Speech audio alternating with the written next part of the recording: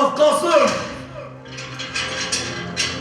Арабаев Ишеналы, Жусуп Абдрахманов, Төрөкул Айтматов, Жумагулуулу Алымкул, Абдыкерим Сыдыков, Иманалы Айдарбеков.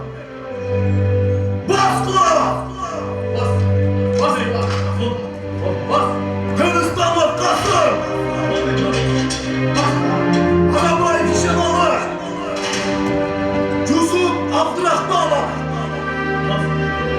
Төрөкул Айтматов.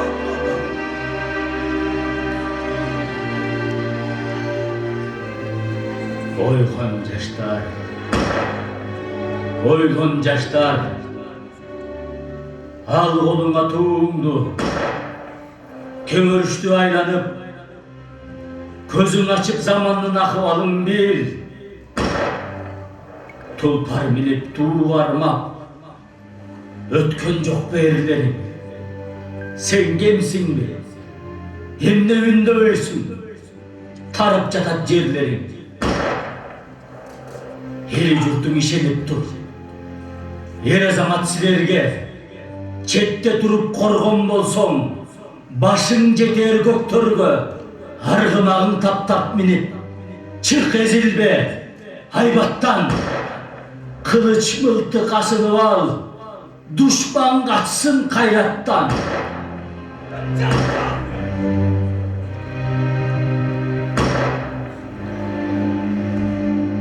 Жолдоштор, мөгдүрбөй башты бийик көтөрөлү. Биз элибиздин эртеңки келечеги үчүн акка моюн сунуп баратабыз. Жолдош Арабаев, сиз кыргыз алипесин түзүп, эл үчүн, улут үчүн, улуттук өзөктү калыптандырып кетип баратасыз. Бул эмгек билгендер үчүн, эртеңки келечек муун үчүн айтып жүрчү чоң дастан тарых болот.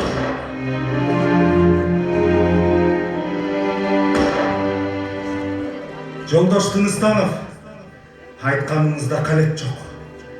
Элдин катсабаты жоюлуп, эртеңки муун башын бийик көтөрүп жашаары албетте күмөнсүз. Менин көксөгөн максатым кыргыз жаштарынын билимдүү болуусу, элдин эркин болуусу. Канчалаган бир туугандарыбыз бөтөн эл, бөтөн жерде качкын болуп, азыркы күнгө чейин мекенин абасынан дем ала албай жүрөт. Абдыкерим Сыдыкуулунун ак ниети, идеялары, эркиндикке жеткирүүчү идеялар эле. Өкүнгөнүм, баарыңар жаш кетип баратасыңар.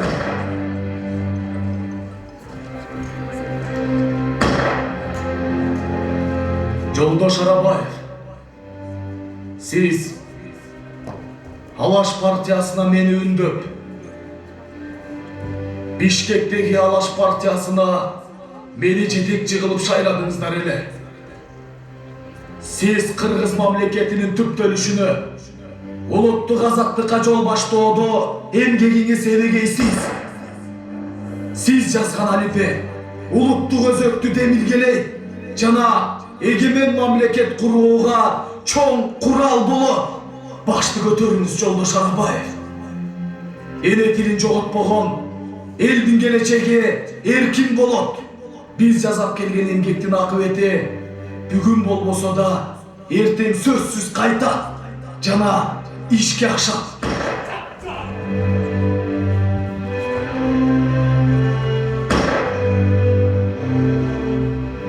Элдин келечеги үчүн аздыр көптүр кызмат кылганыма ыраазымын. Болгон өкүнгөнүм, кезинде кызматта жүргөндө эл ичинде бузукуларды байкабагандыгым. Жолдоштор, башты бийик көтөрөлү. Биздин эл түптүү эл. Бир учурда бабаларыбыз алтындоо курбаны беле. Тарыхтын кайталанары талашсыз.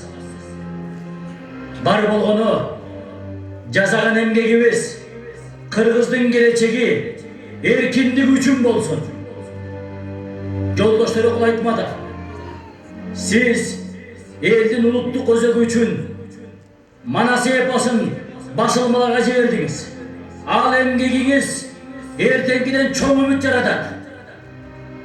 Manas epos kayra basılıp elge tarap kalsa, elimizge ruhani baylık, güç kuvat, dem beret. Al evi, siz sıymıktanan uğlumuz Çıngız, buyursa çoğuyup kalsa, kalgan emniyette oşolur kılar. Alar bizdin ak niyet tüylüğümüzdü, görüp bilip, ak menen karanı ayrımalap kalışmadı.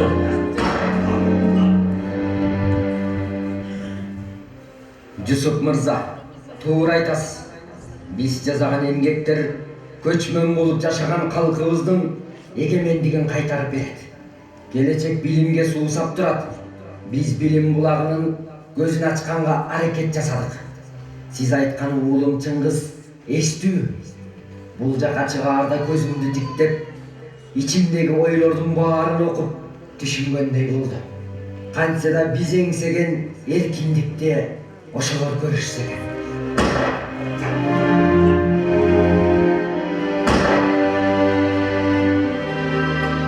Joldoşlar, men Kasım Tınıstanov. Elimizdin egemendigi, erkindigi kaytıp gelүүsүндө hiç kübünüm yok.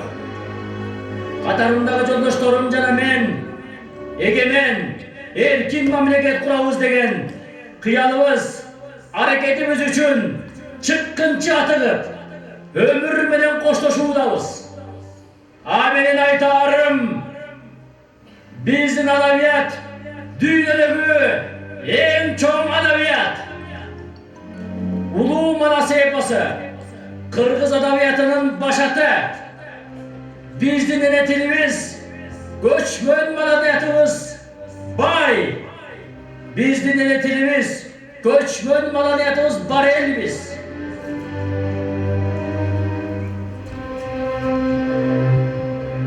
Joldoşlar, kayrattуу болгула. Ар бир жан өлүм дааңын сөзсүз татат. Биз өз элибиздин келечеги үчүн ак кызмат кылып, акка моюн сунуп баратабыз. Өлүм алдында майышпайлы. Эркиндиктин үрөөнү себилди. Кыргыздын алипеси түзүлдү. Эч арманым жок. Биздин эл келечектүү эл. Биз кылган ишти улар, улан кыздар сөзсүз баш көтөрөт. Түгөнгөн сайын түтөгөн, өчүлгөн сайын күчөгөн кыргыз элдин урпактарыбыз көтөргүлө башыңарды ойда. Көтөргүлө!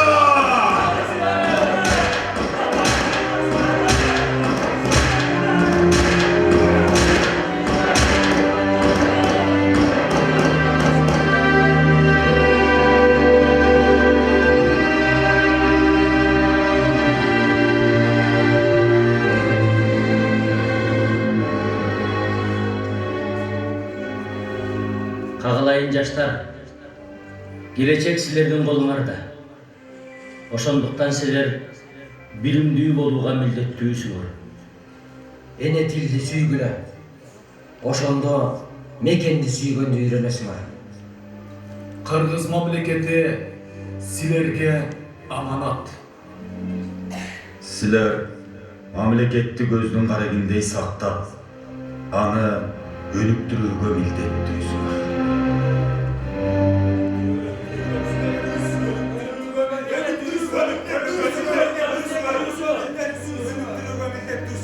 Kırgız memleketinin geleceği sizlerin kolunlarda. Kırgız memleketinin geleceği sizlerin kolunlarda. Amanat. Sizlerge Kırgız memleket amanat. Sizlerge Kırgız memleket amanat. Amanat. Alakodu yaslar dolu kimdi var Aylanayım kırmızı çirin adında Adam igen üzüldü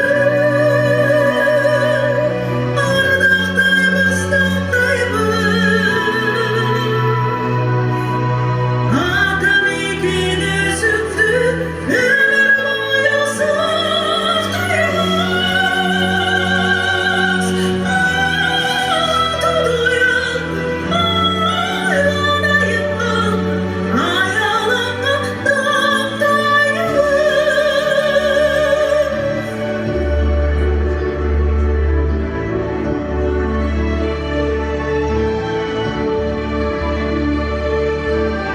Zılımdardın güçsüz sağa kalma Kıyırına Kalman astı batırına Asfaldak tutup çaylık kimdi var Kırgız jeri Ayran ayran atında Adam ekin özündü Ardaktayımız dağdayımız Adam ekin özündü Ömür boyu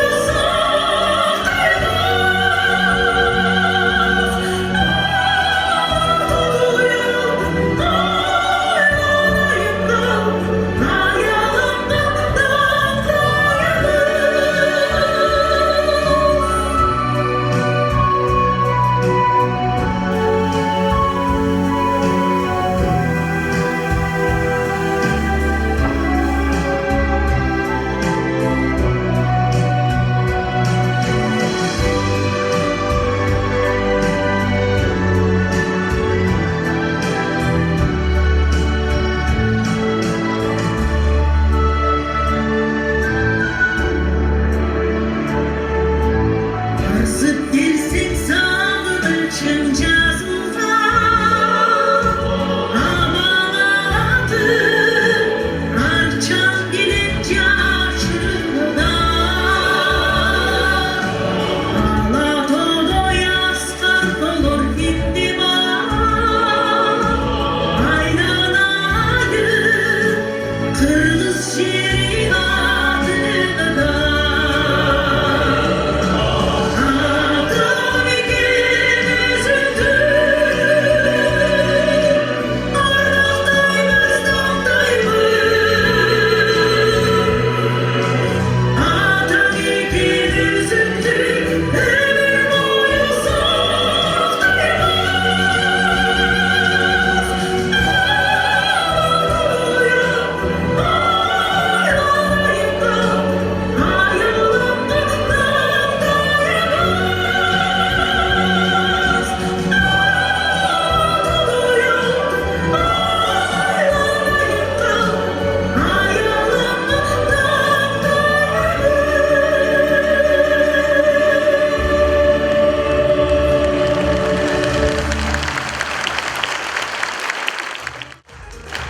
Биздин уюм Билимтал бул жакта кызык билим бар.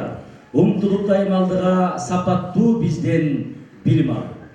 Окуп терең билим алып жакшына, келечекке умтулганын жакшыда. Арка карай чегинбестен көкөлөп, алга карай ылдам кадам баскыла. Урматтуу коноктор жана биздин сыймыктуу мыкты окуучуларыбыз, Билимтал коомдук бирикмеси тарабынан уюштурулган мыкты окуучу 2024 стипендиялык кароо сынагынын жыйынтыктоочу иш-чарасына кош келипсиздер. Иш-чараны ачып берүү үчүн Билимтал коомдук бирикмесинин жетекчиси, төрагасы Рахманов Асылбек Рахмановду сахнага чакырам. Саламатсыздарбы, урматтуу таластын мыкты окуучулары, кымбаттуу ата-энелер, ардактуу мугалимдер. Бүгүн Талас областынын бардык райондорунан, бардык мектептеринен келген, жергебиздин эң мыкты деген 250 окуучусун көрүп, абдан кубанычта болуп турабыз. Билимтал коомдук бирикмесинин мыкты окуучу стипендиялык кароо сынагына куш келипсиздер. Биздин кароо сынак мындан 3 жыл мурда башталды эле. Былтыр айрымдарыңыздар катышып бул жерге 150 окуучу катышса, быйыл мына катарыбыз калыңдап 250гө жетти саны. Бул деген Талас жергесинде билимге умтулган, илимге өзүн өнүктүрүүгө умтулган жаштардын катары калыңдап келе жаткандыгын кабарлайт. Бул биздин команданы абдан кубандырды. Экинчи жагынан, мына биздин театрдын балдары кыргыздар дүйнөнү дүңгүрөткөн кыргыз дөөлөтүн курган калк экендигин, биздин элибиз уюткулуу, улуу эл экендигин, биз ошол элдин урпактары экендигин дагы бир жолу тастыктап, баарыбыздын эсибизге салып отурат. Биз бүгүн заманбап мамлекеттүүлүктүн, тактап айтканда Кара Кыргыз автономиялык областынын курулгандыгына 100 жылдыктын алдында турабыз. Өзүңүздөр көргөндөй, ушундай мамлекетти, ушундай жаркын келечекти алып келиш үчүн биздин ата-бабалар ден соолугун эмес, өмүрүн да берген.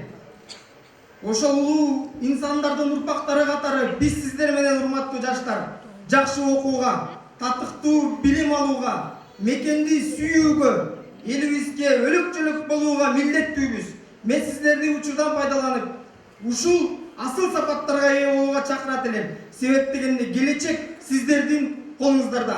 Ошон үчүн барыңыздар мындан ары дагы мыкты окуп, жакшы билим алып, кыргызыбызды дүйнөгө тааныткан мыкты уул кыздар болосуздар деп терең ишенем.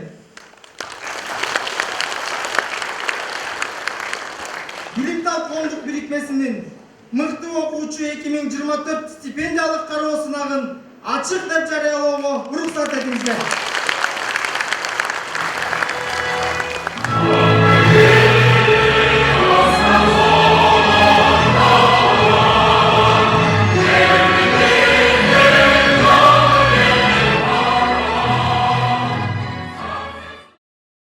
Силердин демиңерге дем кошуп, ушу билим алууга үндөйлү, шыктайлы, мотивация берели деген аракеттин үстүндө жүрөбүз.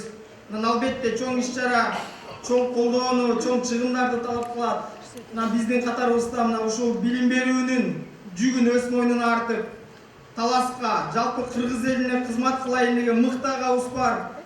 Учурдагы Кыргыз Республикасынын Жогорку Кеңешинин депутаты, Билимтал коомдук бирикмесинин негиздөөчүсү, бүгүнкү иш-чаранын башкы демөөрчүсү, биздин сыймыктуу агабыз Чойбек Абактыбек Каныбековичти сахнага чакырууга уруксат этиңиздер.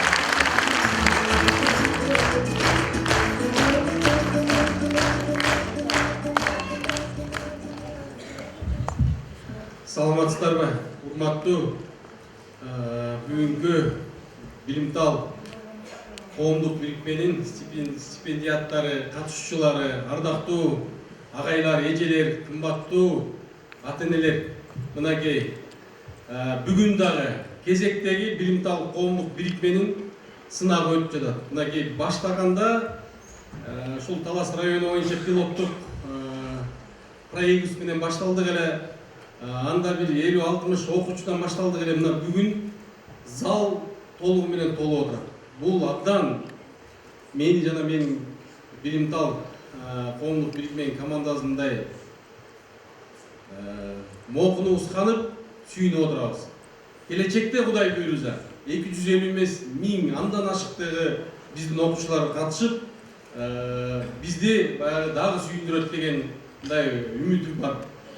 Бул биринчиден, экинчиден биз баягы санына эмес, сапатына карашыбыз керек да. Өзгөчө ошол сапатын карап, келечекте Кудай буйруза мен дагы айтып келем, дагы кайталайын. Билим инвестициясы бул 1 жылда, 2 жылда эмес, 5-10 жылда, 15 жылда өзүнүн үзүрүн бере турган тармак. Ошон үчүн чыдамкайлык менен, бирдикте ушул мугалимдер менен, ата-энелерибиз менен, жалпы Талас областынын эл менен биргеликте иш алып барсак, биз жыйынтыгын Кудай буйруза келечекте көрөбүз деп абдан үмүтүм чоң. Себеби дегенде мынакей биздин театрыбыздын жаштары, анын башында турган урмат Нурбек Урматжанов инибиздин мынакей бүгүнкү койгон сценасы дагы бизди мындай кубандырып, толкундандырып, эске түшүрдү тарыхыбызды. Ошон үчүн биринчиден ошол драм театрдын жалпы жамаатына ыраазычылык билдирип кетким келет. Экинчиден ошол биздин ардактуу мугалимдерибиз, кымбаттуу биздин ата-энелерибизге күч кубат, мындай сабырдуулукту каалайт элем. Бардыгыңыздар мына бүгүнкү майрамыңыздар менен чын жүрөгүмдөн куттуктайм.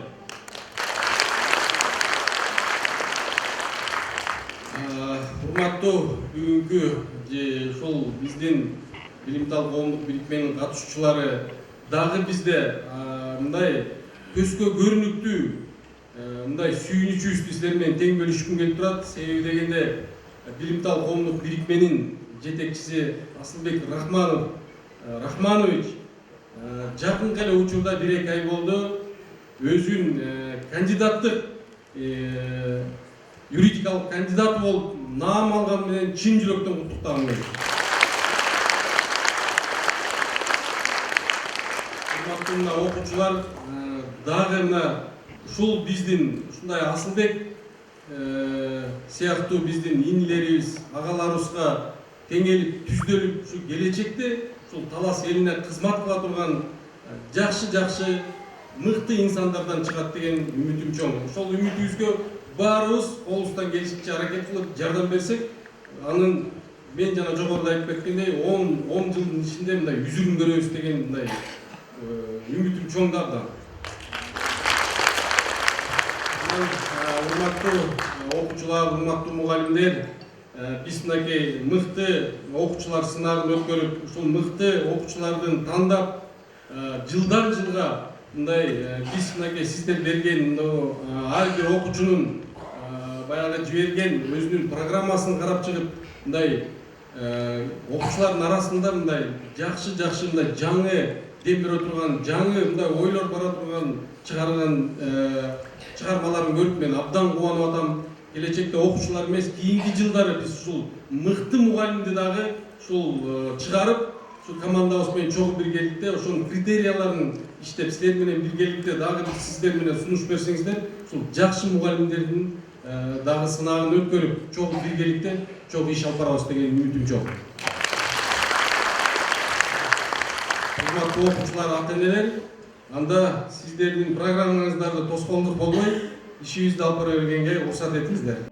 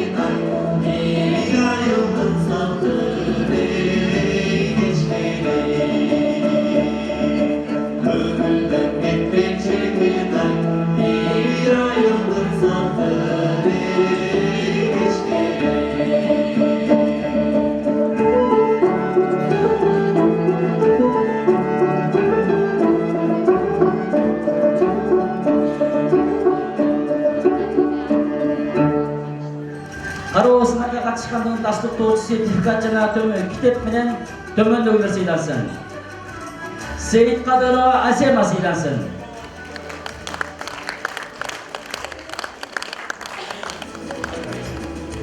Сейиткадырова Асема кароосунга катышкандыгын тастыктоочу сертификат жана китеп менен сыйланат. Ошондой эле сертификат жана китептер менен Токтонагоро Үмүт сыйланат. Ошондой эле сертификат жана китеп менен Абдыева Сафира сыйланат.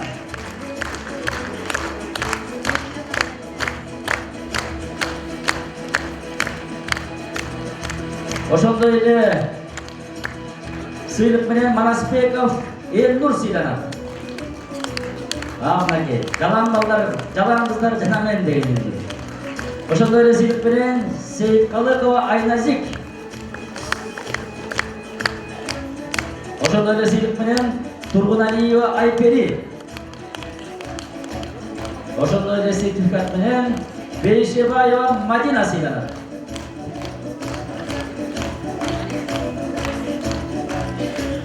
Ошондой эле сыйлык менен Турдубекова Анжелика сыйланат. Ошондой эле сыйлык менен Токтобекова Алина сыйланат. Ошондой эле сертификат жана китеп менен Жолдошалиева Асема сыйланат. Тастыктоочу сертификат жана китеп менен Эшова Каникей сыйланат. Ошондой эле сыйлык менен Аскарбекова Бегимай сыйланат. Ошондой эле сыйлык менен Калмуратова Акылай сыйланат.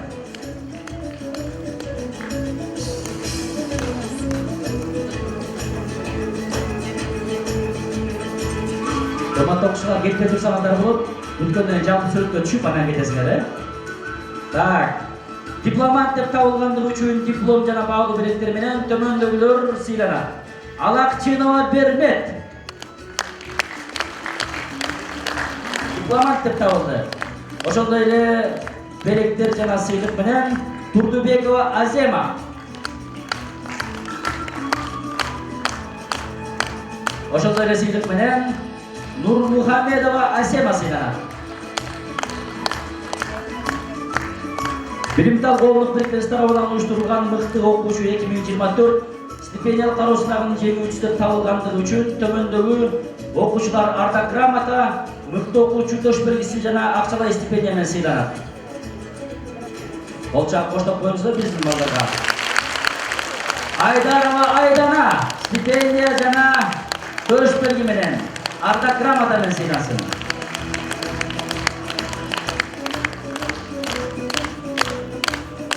Ошондой эле Тургунбекова Айдай.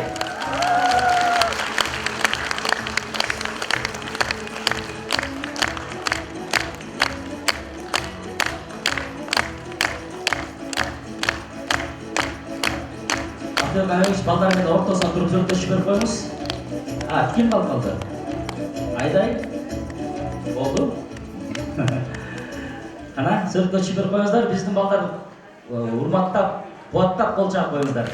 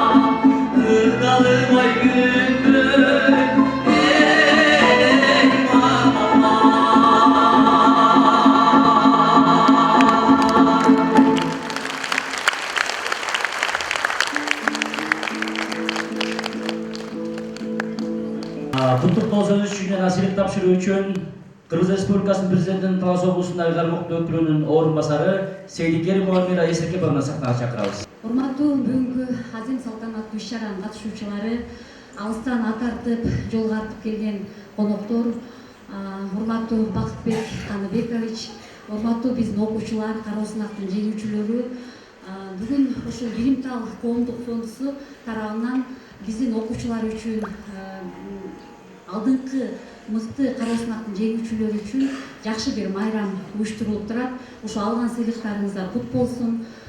Билимтал коомдук фондусундагы алдыга койгон бир чоң максаты бул таланттуу, билимдүү, өнөрлүү жаштардын катарын өстүрүү. Былтыр 150 окуучу катышса, кече ушул окуучуларды чакыруу каттарын жөнөтүп атып санап, облус боюнча 247 окуучунун катышып атканы бизди сүйүндүрүп, ошо бир кубанычка бөлөдү. Демек, илим билимге умтулган, ушул заманбап жашоодо өзүнүн ордун тапкысы келген мыкты окуучулардын катары күн санап өсүп баратат. Ушул Билимтал түзгөн пайдубал буюрса, бул жакынкы бир 5 жылдыкта өзүнүн мөмөсүн берет деп ишенебиз. Ошол республикалык олимпиадаларда, улуттук олимпиадаларда, дүйнөлүк олимпиадаларда катышкан биздин таластык окуучулардын саны көбөйүп, жакшы көрсөткүчтөрдү берет деген ишеничтебиз. Урматтуу окуучулар, алдыңарда чоң сынак турат. Бул ОРТ сынагы жана биздин көп окуучулар учурда ушу алтын тамга сертификатына ээ болуш үчүн дагы сынактарга катышып, акыркы турлары калып атат. Ошол сынактардан ийгиликтүү өтүп, өзгөчө ошо жалпы республикалык тестөөлөрдөн жакшы упайларга жетишип, ошо облустун билим көрсөткүчүн алдыга сүрөйт деп сиздерге ишенебиз. Ишиңиздерге ийгилик каалайбыз. Билимдүүгө дүйнө жарык дейт. Ким окуса, ким көптү билсе, өнөрлүү өлбөйт демекчи, келечекте мыкты кесиптердин ээси болуп, өзүнүн элине кызмат кылат. Ошондуктан талыкпаган окуу, эмгек гана ийгиликти жаратат. Баарыңыздарга ийгилик, бекем ден соолук каалайбыз. Асманыбыз ачык, жергебиз тынч, чек арабыз бекем, элибиз байгерчиликте жашасын. Кыргызстанды өстүрүп, өнүктүрө турган жаштар мына биздин жаныбызда, алдыбызда отурат. Баарыңыздардын жолуңуздар ачык болсун, аман эсен болуңуздар.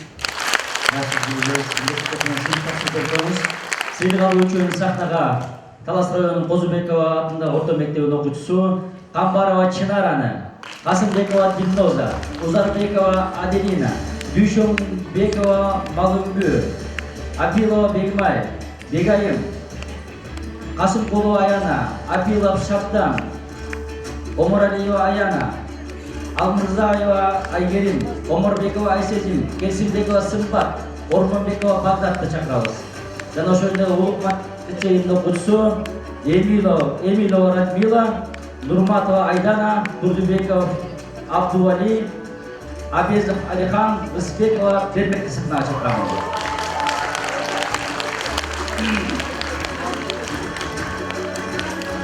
Кароо сынакка катышкандыгы үчүн таш токтоочу сертификат жана китеп менен төмөндөгүлөр сыйлансын. Абезов Алихан сыйлансын. Абезов Алихан сертификат менен сыйланат. Жана ошондой эле Касымбекова Дилноза сертификат жана китеп менен сыйланат. Жана ошондой эле Узарбекова Аделина сыйланат.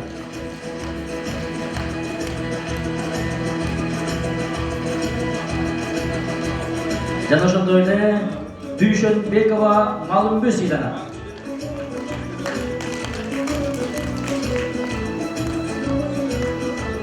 Жана ошондой эле Апилова Бегайым сыйланат. Сертификат жана китеп менен Касымкулова Аяна сыйланат.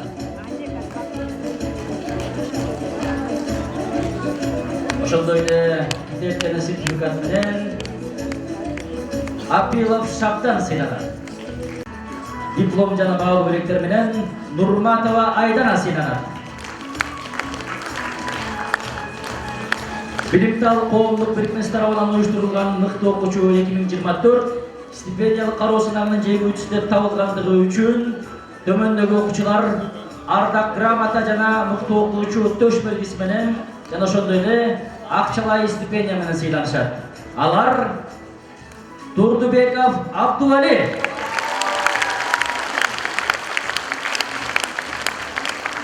жана ошондой эле Алмырзаева Айгерим.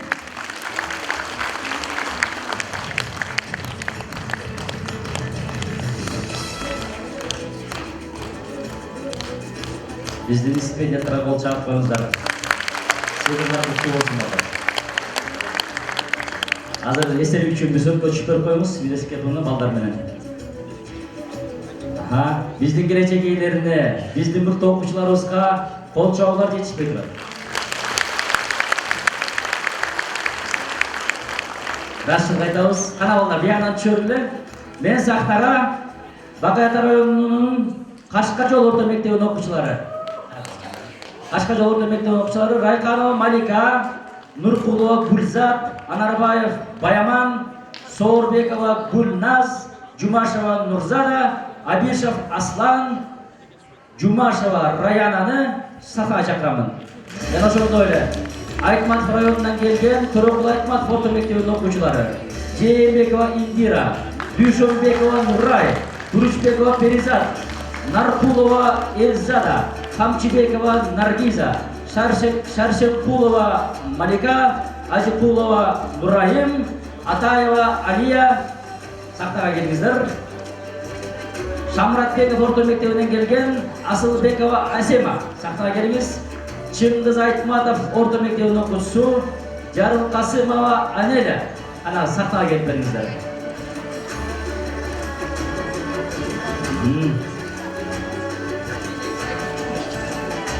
Кароосундарга катышкандыгын тастыктоочу сертификат жана китеп менен төмөндөгүлөр сыйланышсын. Алар Жээнбекова Индира,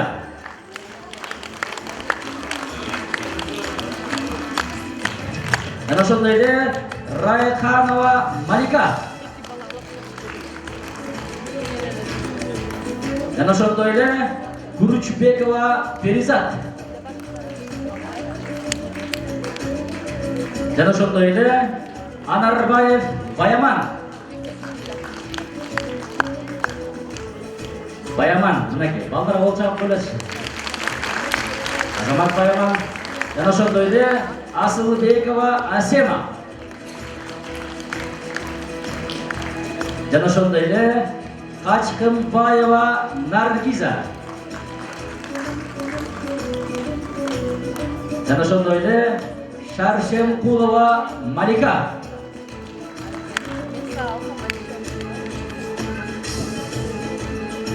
Кароосундарга катышкандыгы үчүн тастыктоочу сертификат жана китеп менен сыйланышып атат биздин балдар.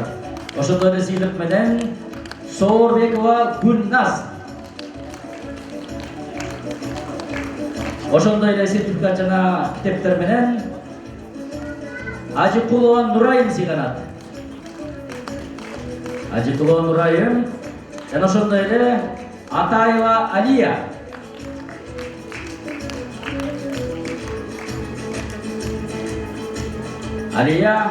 жана ошондой эле Жумашева Нурзада сыйланат.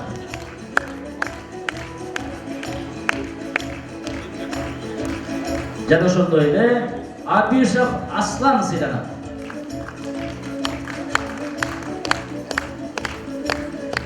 Абишев Аслан, жана ошондой эле Жумашева Раяна сыйланат.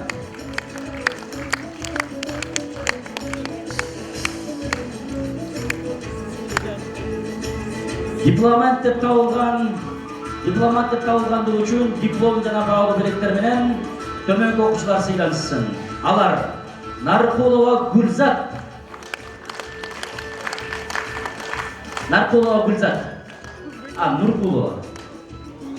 Нуркулова Гүлзат, жана ошондой эле Дүйшөнбекова Нурай, биздин дипломаттар. Билимтал коомдук бирикмеси тарабынан уюштурулган мыкты окуучу 2024 стипендиялык кароо сынагынын жеңүүчүсү деп табылгандыгы үчүн төмөнкү окуучулар ардак грамота, мыкты окуучу төш белгиси менен жана ошондой эле акчалай стипендия менен сыйланышсын. Алар Наркулова Эльзада, Жана ошондой эле Жарыл Касымова Анеля.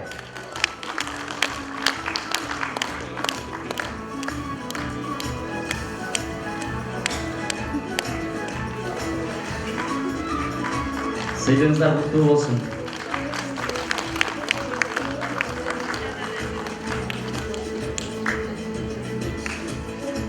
Рахмат. Естерге сөйлөгө түшүп берип коюңуздар. Рашид айтабыз. Бардык сыйлык ээлери сыйлыгыңыздар куттуу болсун. Урматтуу биздин жогорку кеңештин депутаты Бакытбек Каныбекович ошол билимтал коомдук фондун каржылап биздин ушул 247 окуучубузга ушундай сыйлыктарды тапшырып, биздин Талас облусунун окуучуларынын билим сапатын көтөрүлүшүнө чоң жардам берип жатканыңызга сизге терең ыраазычылык билдиребиз. Ошондой эле билимтал коомдук фондусуна дагы ыраазычылык билдирүү менен ишине ийгилик каалап, мындан ары дагы биздин элибиздин келечеги болор жаштардын билим сапатын жогорулап, биздин балдардын өнөр билим алышына чоң салым кошуп жатканыңыздарга Кыргыз Республикасынын президентинин Талас облусунда ыйгарым өкүлчүнүн атынан терең ыраазычылык билдирүүгө уруксат бериңиздер. Рашид билдиребиз. Урматтуу чакырылгандар, урматтуу биздин мыкты окуучуларыбыз, анда эмесе сиздерге Индиядан атайын куттуктоо келген. Алар биздин Айкөл академиясынын кыздары сиздерге Болечидия бийим билип беришет. Ол чаап биздин кыздарды кубаттап коюңуздар.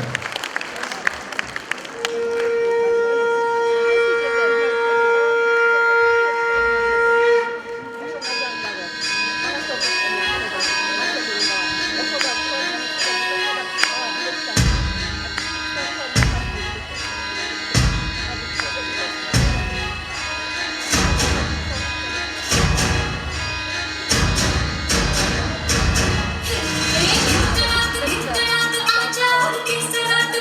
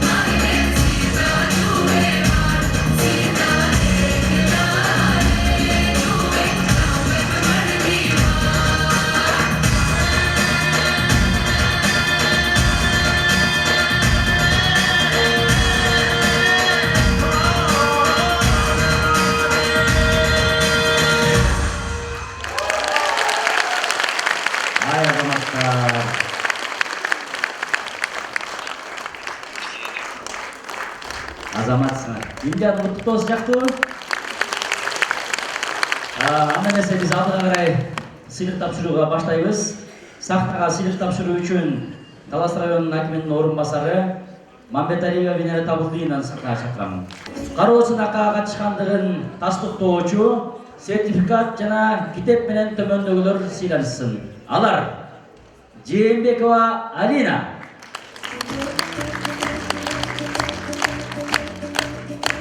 жана ошондой эле Кубанычбекова Кымбат,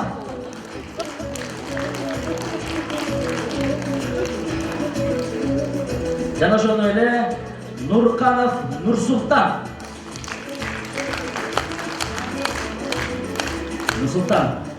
О, азамат. Жана ошондой эле Аманбаева Бегимай. Жана ошондой эле Курманбекова Акмарал.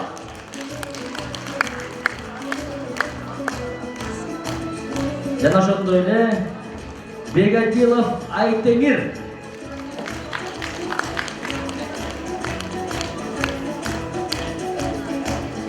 Жана ошондой эле кароосунакка катышкандыгын тастыктоочу сертификат жана китеп менен Аманбекова Аделина сыйланат. Ошондой эле сертификат менен Умаркулова Адинай сыйланат. Ошондой эле Аманова Аелина сыйланат.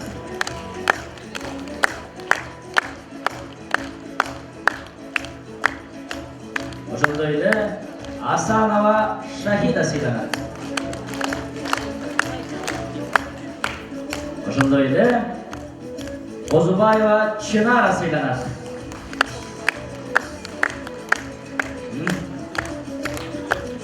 Дипломат деп табылгандыгы үчүн диплом жана баалуу белектер менен төмөндөгү биздин мыкты окуучуларыбыз сыйланышат. Алар Кенжалиева Аруке,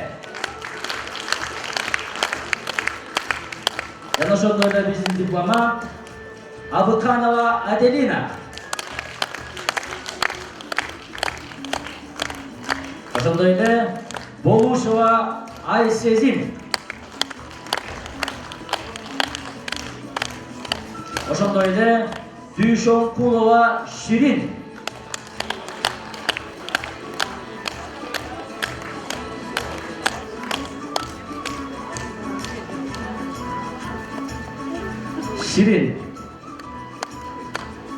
Жана ошондой эле Жакыпбекова Аяна.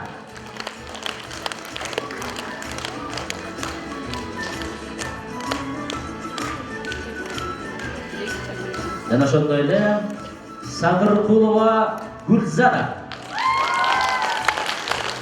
О, азаматтар. Дагы гүлдөрдү алып бүттө жоголчуп тургула.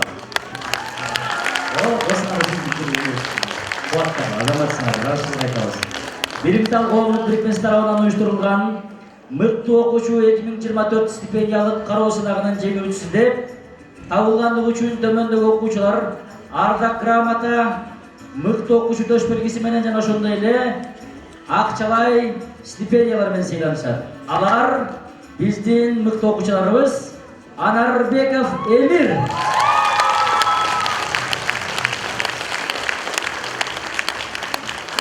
жана ошондой эле Татаев Жакшылык. Жакшылыктын ордуна келе калыңыз. Өзү келет да. Жакшылык азамат мынакей. Жана ошондой эле Ниязбекова Айжамал.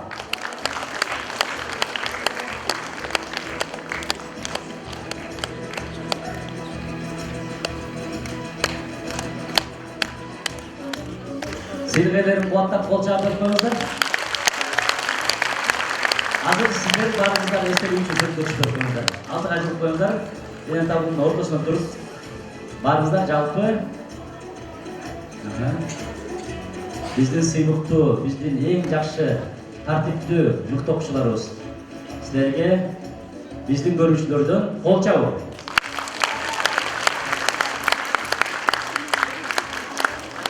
сахнага биананчерлік оқушылар сахнага Туйтунов орта мектебінің оқушысы Кушубакова Асеманы, Алымбеков Алишерди, Таштөбе орта мектебінің оқушысы Жолдошбекова Сезимди, Бердалиева Раянаны, Асанова Аянаны, Көгөй орта мектебінің оқушысы Эшенкулова Айдай, Жолдош қызы Наргиза, Келсинбекова Аянаны, Талайбекова Мерин сахнаға шақырамыз. Оқушылар тезірек шығып беріңіздер. Жана ошондой эле Дүйшөбаева орта мектебинин окуучусу Узембекова Салиданы, Нурланова Чолпонду, Маратова Махабатты, Тотонова Арукени, Абдубаева Айжарыктарды сахнага чакырамын. Ленин орта мектебинин окуучулары экен. Самаганова Зыйнат, Алмазова Айчүрөк, Чемербекова Адеми. Ана сахнага келип бериңиздер. Азыр бул жерде Талас районунун жана Бакаята районунун орта мектебинин окуучулары. Ана балдар тезірек шығып беріңіздер сахнаға, чуркап. Ана мәселе сөйлеп тапшыруға өтөлі. Кароосунакка катышкандыгын тастыктоочу сертификат жана китеп менен төмөндөгү биздин мыктыларыбыз сыйлансын. Алар Алмазбекова Айчүрөк.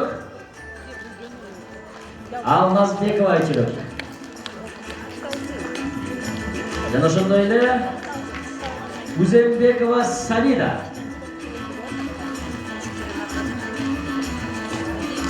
Жана ошондой эле Келсинбекова Аяна.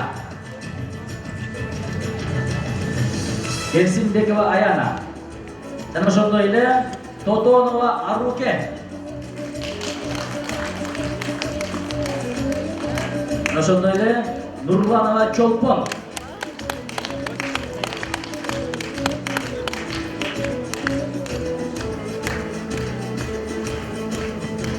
Жана ошондой эле Эшенкулова Айдай.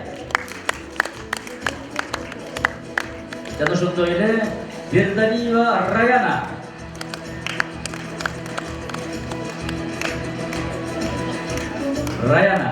Раяна апасы эле кол чыгат, силер деле кол чыгып койгула.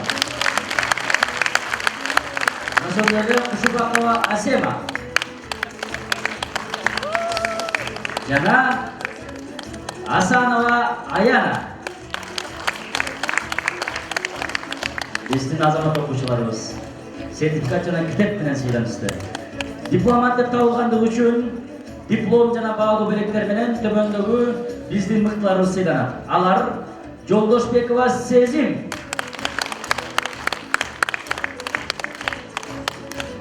жана ошондой эле Талайбекова Аймерим. Жана ошондой эле Абдыева Айжаркын.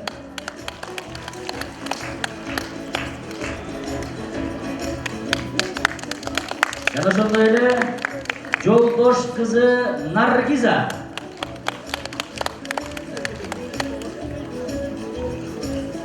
Жана ошондой эле Самаганова Зыйнат.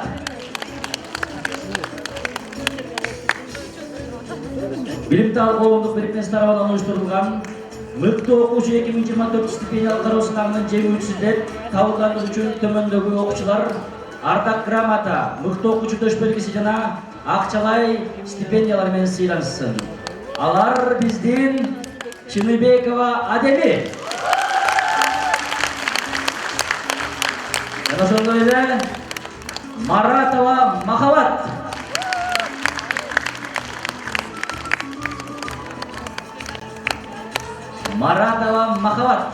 Стипендия менен жана ардак грамота төш белги менен сыйланат. Жана үчтеден катуу кол чаап бересиңер. Биздин эң жаш окуучу абактымыз. Жана ошондой эле Алымбеков Алишер.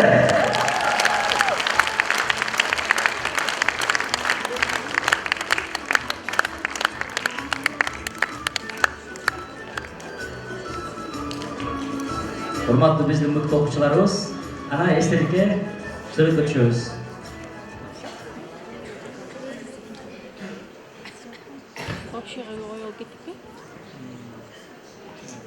Сыйдык алган окуучулар чачап кеткен жоксуңарбы я?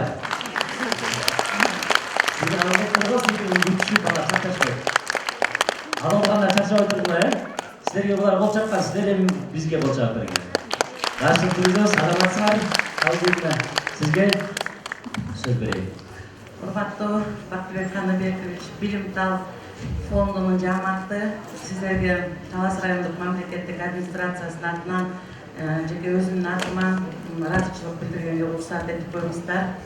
Сиздерге ишиңиздерге ийгилик, ушундай биздин балдарга жакшы мотивация берип, жылдан жылга ушундай жакшы стимул болуп берип атасыздар. Ошо биздин билим келечекке билим балдардын билимине аябай көңүл буруп атканыңыздарга чоң рахмат. Биздин уул кыздарыбызга баарыңыздарга келечегиң эркен болсун, окууңар жакшы болсун, өлкөбүздө тынччылык болсун, токчулук болсун, баарыңыздар аман эсен болуңуздар. Жақсы күніңіз, Талбина. Сыйлық тапшыруу үчүн жана куттуктоо сөз үчүн Бакаат районунун акиминин орун басары Качиев Эшим Макулбекович сахкага чакырамын. Жана ошондой эле биздин сыймыктуу окуучуларды сахкага чакырам. Алар Кара Арча орто мектебинин окуучусу Анаркулова Гүлназ, Дүйшөмиев орто мектебинин окуучусу Мусабекова Айдурган, Сиренин орто мектебинин окуучусу Бейшепбекова Айзада, жана ошондой эле Байзакова Назик, Сияниева Бегимай,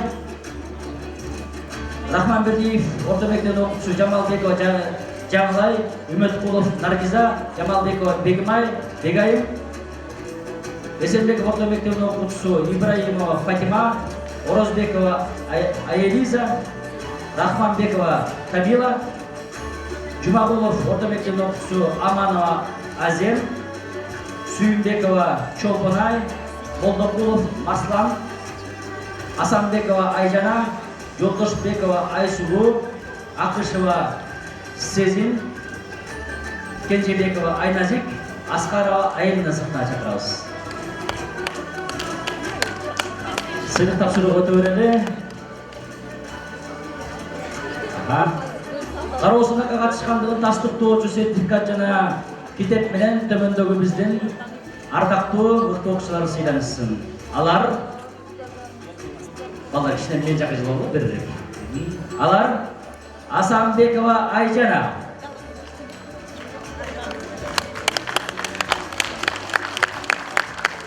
Сүйүнбекова Чолпонай, Ибраимова Фатима,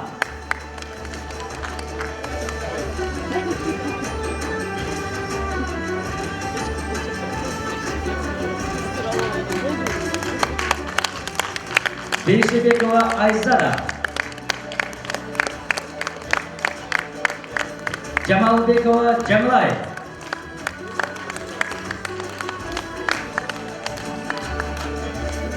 жана ошондой эле Жолдошбекова Айсулу, жана ошондой эле Молдокулов Марслан,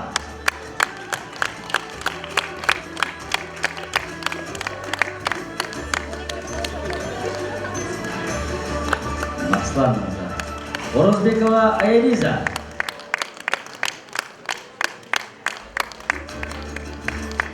Байзакова Назик,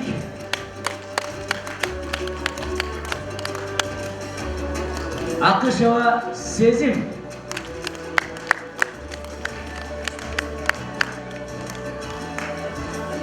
Сияниева Бегимай,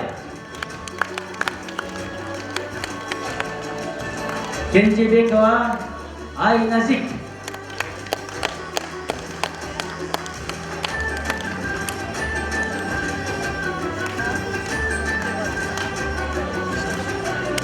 Үмөткулова Нургиза. Дипломат деп табылгандыгы үчүн диплом жана баалуу белектер менен төмөндөгү окуучулар сыйланат. Алар Анаркулова Гүлназ, ошондой эле Аскарова Алина, жана ошондой эле Жамалбекова Бегайым,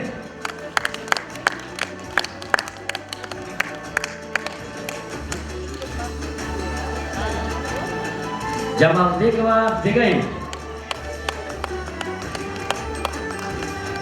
Билимтал коомдук бирикмеси тарабынан уюштурулган мыкты окуучу 2024 стипендиялык кароосундагы жеңүүчүсү деп табылгандыгы үчүн төмөнкү окуучулар ардак грамота, мыкты окуучу төш белгиси жана акчалай стипендия менен сыйланышат. Алар биздин мыкты окуучуларыбыз Рахманбекова Камила,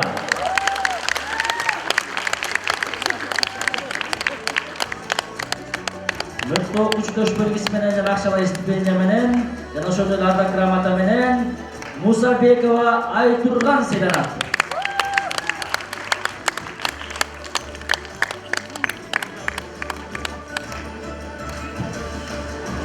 Жана ошондой эле Аманова Азем сыйланат.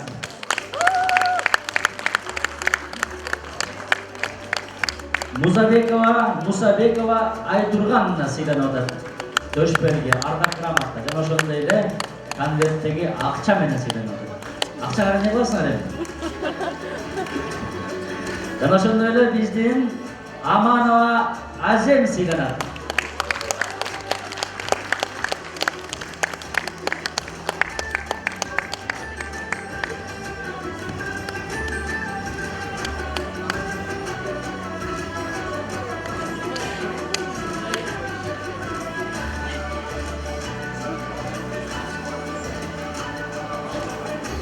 Кымбаттуу окуучулар, эстелик үчүн сүрөткө чыгууга чакырам. Агай метип келип түшүп бериңиз. Агай ортого отуруп коюңуз. Биздин балдар менен сүрөткө чыгып коюңуз. Биз болсо балдарды куттуктап, кубаттап, кол чаап беребиз. Сыйлыгыңар куттуу болсун. Азаматсыңар. Келесі жылы бардыңар ардақ грамота менен медаль менен сыйлангыла.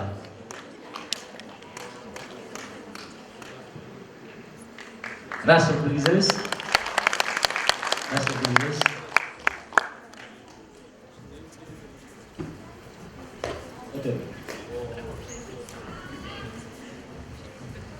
Арбаңыздар урматтуу бүгүнкү билимтал коомдук бирикмеси уюштурган иш-чаранын катышуучулары, баарыңыздарды биздин келечек моун окуучуларыбыз алган сыйлыгыңыздар куттуу болсун. Бул сыйлык сиздерге биринчи сыйлыктардан болуп, ак жолдой болуп, сиздердин шыңыңарга шык берген, демиңерге дем берген мыкты бир мотивация, бир мындай чоң стимул болот. Буюрса астындагы биздин жана ОРТдан, алтын тамгадан биздин окуучулар мыкты ийгиликке жетишет деген ойдобуз. Ал эми билимтал коомдук бирикмесинин негиздөөчүсү Бактыбек Каныбеков, сизге рахмат. Биздин областтык баягы округга бөлбөй баардык жалпы окуучуларыбызга ушундай демине дем, күчүнө күч берип атасыз, шыктандырып атасыз. Сиздин ишиңизге ийгилик каалайбыз, ден соолук болуңуз, бар болуңуз. Кыргыз элине ушундай ак кызмат кыла беришиңизге тилектешпиз. Ал эми биздин ушул коомдук бирикме былтыр бир эле окуучулар эмес, мугалимдерге дагы биздин райондо Гапыр агайды чакырып энелер мектебин уюштурууда бир Салтанат Үсөнова менен чогуу биргеликте жакшы иш-чара болгон. Биздин мугалимдерге дагы чоң стимул, чоң жакшы программа болуп, азыр биздин мектептерде 24 мектепте ушул программа менен энелер мектеби иш алып барууда, иш уланып атат. Бул сонун иш-чара болду. Дагы уланышына мен тилектешмин. Ал эми ушул бирикмеге биздин райондук мамлекеттик администрациянын атынан сыйлык бар эле. Баягы сыйлык бир тараптуу эмес, эки тараптуу болсун деп биз дагы сыйлык ала келдик элек. Тапшырып коюуга уруксат этиңиздер.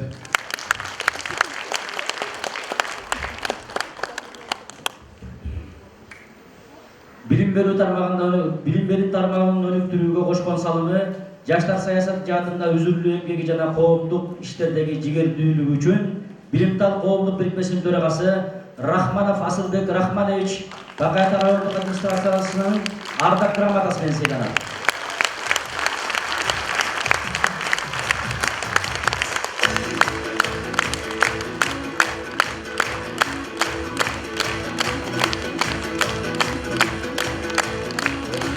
ошондой эле сыйлык менен Билимтал коомдук беренмесинин төрагасынын биринчи орун басары Канатбеков Байтик сыйланат.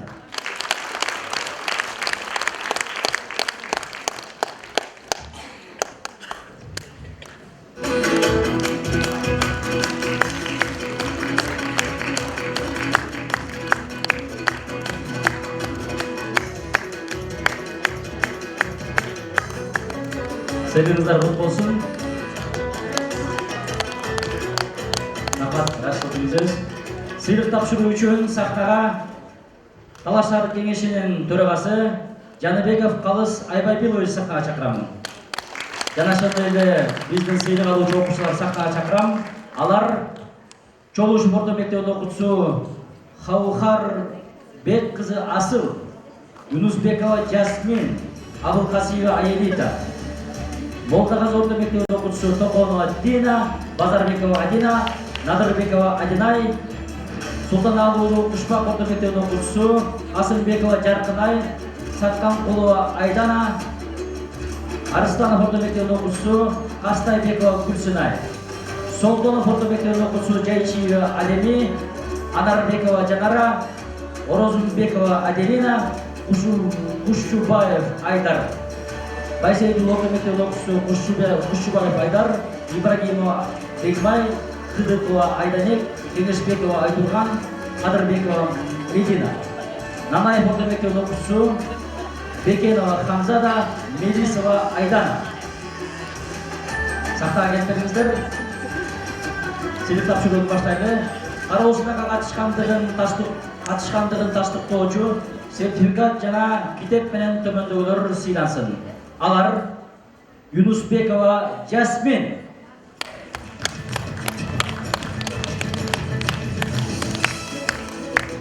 Мелисова Айдана,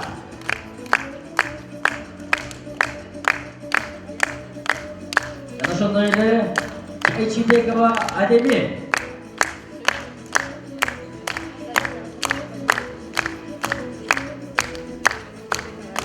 жана ошондой эле Ибрагимова Бегимай,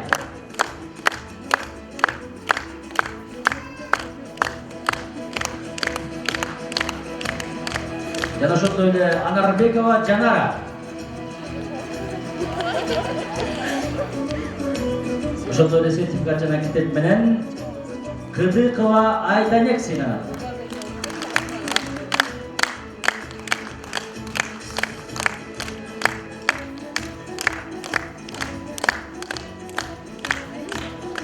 Аттап кеттим да? Абылкасиева эмес?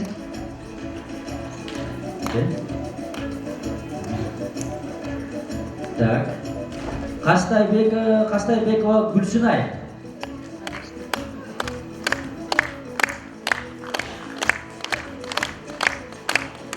Жана ошондой эле сыйлык менен Кеңешбекова Айтурган сыйланат.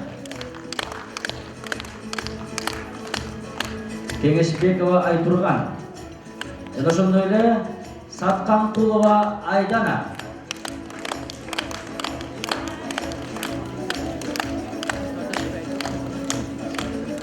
Сатканкулова Айдана.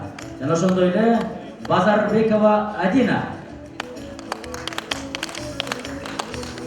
Жана ошондой эле Кадырбекова Медина.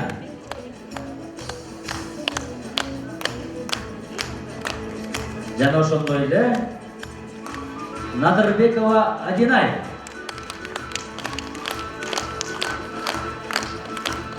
Жана ошондой эле Хаухар Бек кызы Асыл. Дипломат деп табылгандыгы үчүн диплом жана баалуу белектер менен төмөндөгү окуучулар сыйлансын. Алар Токонова Диана,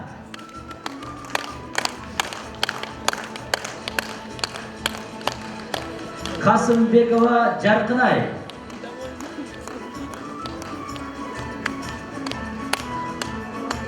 Касымбекова Жаркынай,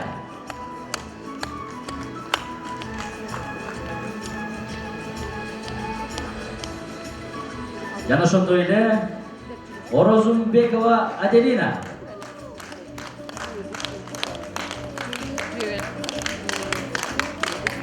Жана ошондой эле дипломат жана баалуу бериктер биздин дипломатыбыз Бекенова Ханзара.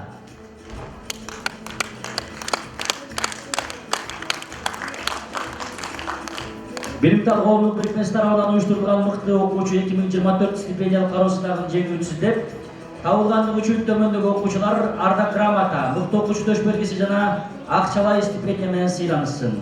Ал биздин жалгыз жигитибиз Кушчубаев Айдар.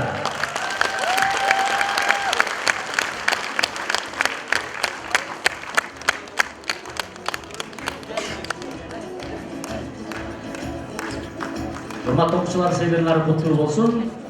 Эстеликке архив үчүн сүрөткө түшүп бериңиздер. Кана.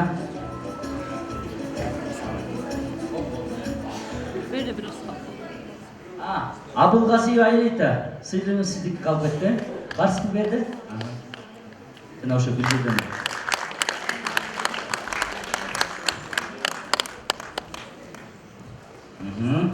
Куттуу болсун.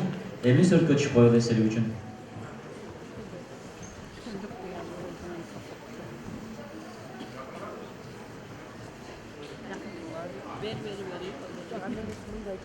Мындай эме болуп, жол болуп койсоңор, ийиңер бириңерге киргизип. Жакшылык билгизебиз, сыйлыгыңар куттуу болсун. Айдар биз куттуктабызбы?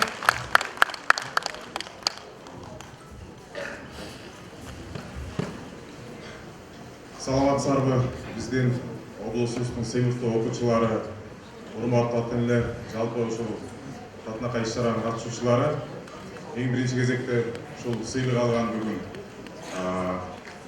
Билимтал коомдук бирикмеси уюштурган мыкты окуучу 2024 кароосунун жеңүүчүлөрүн жана катышуучуларын чын жүрөктөн куттуктайм. Сыйлыгыңыздар кут болсун. Окууңуздарда албан ийгиликтер болсун, келечегиңиздер кең болсун. Мен ушул негизи эле мыкты билимдүү окуучуларды, таланттуу окуучуларды абдан сыйлайм, урматтайм. Себеп дегенде мен дагы аябай аракет кылып жакшы окугам. Анан ошол билим алуунун маанисин, эмгегин аябай баалайм. Ошондуктан мен айтат элем, баягы биз айтабыз го, келечек жаштардын колунда деп. Бирок мен айтам, ушул келечек сиздердей мыкты, билимдүү жана таланттуу жаштардын колунда депчи. Ошондуктан дагы бир жолу ийгилик каалайм. Келечек ушул сиздердей болгон билимдүү окуучулардын, билимдүү жаштардын колунда, мамлекетибиз ушул сиздердин колуңуздарда. Сиздерге албан ийгилик каалайм. Келечегиңиздер дагы бир жолу кең болсун.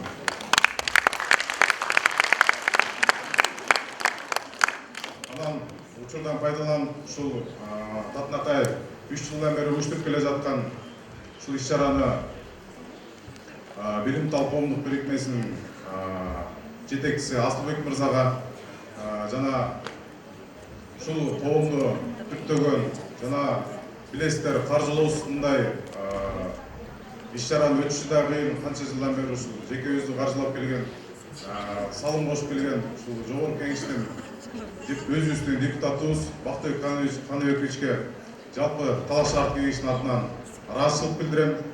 Баарыңыздарга Бактыбек Каныбекович, ишиңизде албан ийгиликтер болсун. Эл үчүн ар дайым ушундай ак кызмат, жакшы кызматыңыздарды кыла бериңиздер. Биз абдан кубанычтабыз.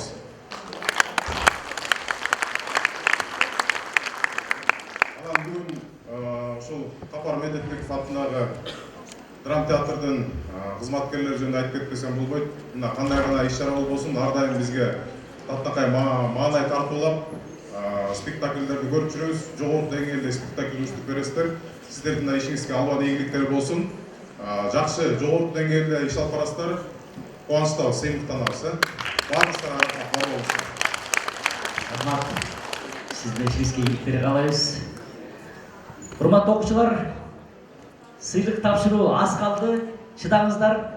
Азыр биз сахнага биз өмүрбөй Токтогул Бабанов атында орто мектеп аябай активдүү катышыптыр. Азыр мен Бабанов атында орто мектепти баардык окуучулар сахнага чакырам. Кимдер келсе барыңар. Силер эле чыкпесиңер азыр. Бабановдон келген мектеп окуучулар барын сыртына чакырам. Жана ошондой эле буларга сыйлык тапшыруу үчүн Талаш шаардык кеңешинин аманат фракциясынын лидери Бурамаев Азиз Сиязбекович сыртына чакырам.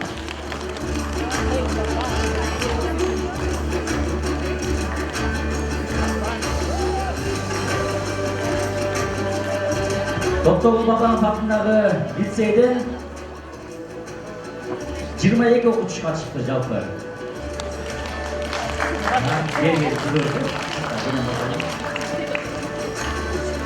Сыйлык тапшыруу өтөлүү анда.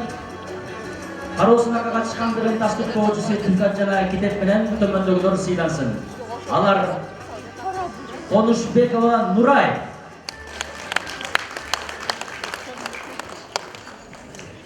жана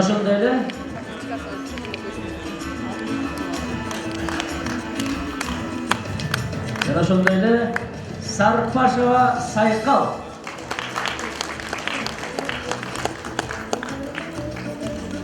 жана ошондой эле Орозбекова Айжаркын,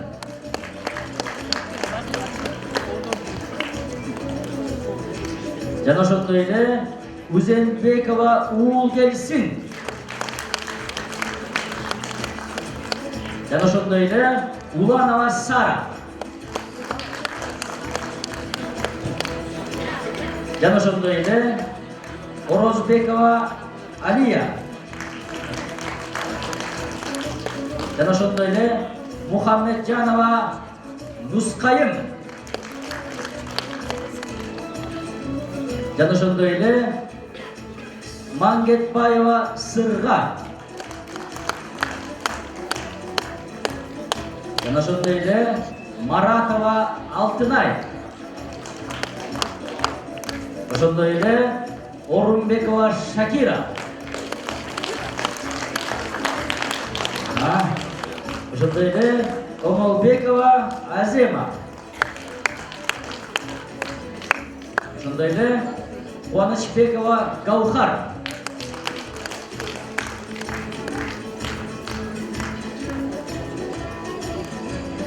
ошондой эле Койчубаева Дилназ, ошондой эле Ушубекова Альбина,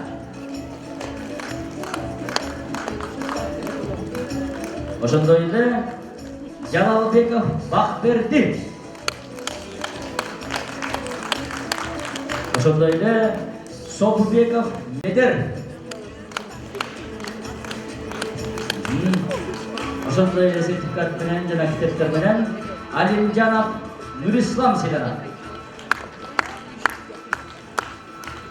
Дипломат деп табылгандыгы үчүн диплом жана баалуу белектер менен төмөндөгү биздин мыктыларыбыз сыйлансын. Алар Төрөбекова Кипариза жана Кубанычбекова Уулзара,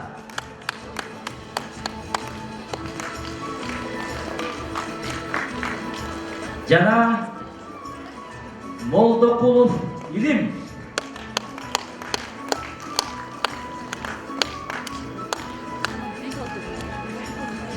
жана Ерматова Айжан. Билимтал коомдук бирикмеси тарабынан уюштурулган мыкты окуучу 2024 стипендиялык кароо сынагынын жеңүүчүсү деп табылгандыгы үчүн төмөндөгү окуучулар ардак грамота, мыкты окуучу төш белгиси жана акчалай стипендия менен сыйланат. Ал биздин мыкты окуучубуз Акимбекова Айнур.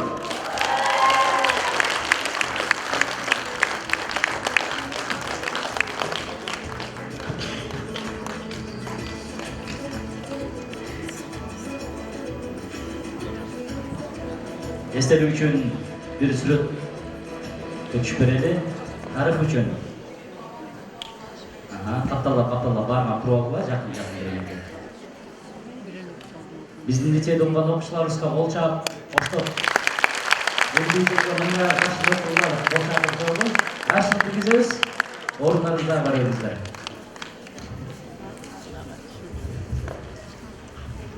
Саламатсыздарбы, урматтуу бүгүнкү катышып аткан коноктор жана биздин сыймыктуу окуучуларыбыз. Бул сиздерге болгон баягы келечек болгон негизги түрткү берүүчү кадамдар деп ойлойбуз. Кудай буйрса сиздерди мындан да жогорку сыйлыктардан көргүбүз келет. Баарыңыздарга ийгиликтерди каалайбыз. Анан ушул бүгүнкү майрамдык кечени уюштуруп берип аткан биздин Билимтал коомдук бирикмесинин негиздөөчүсү, жогорку кеңешибиздин депутаты Бактыбек Каныбек сизге рахмат. Ушул нерсени салтка айландырып, мына 3 жылдан бери өткүзүп келип атасыз. Бунун аркасы менен мына биздин окуучуларыбызга бул аябай түрткү берип, жакшы ийгиликтерге жетип атат.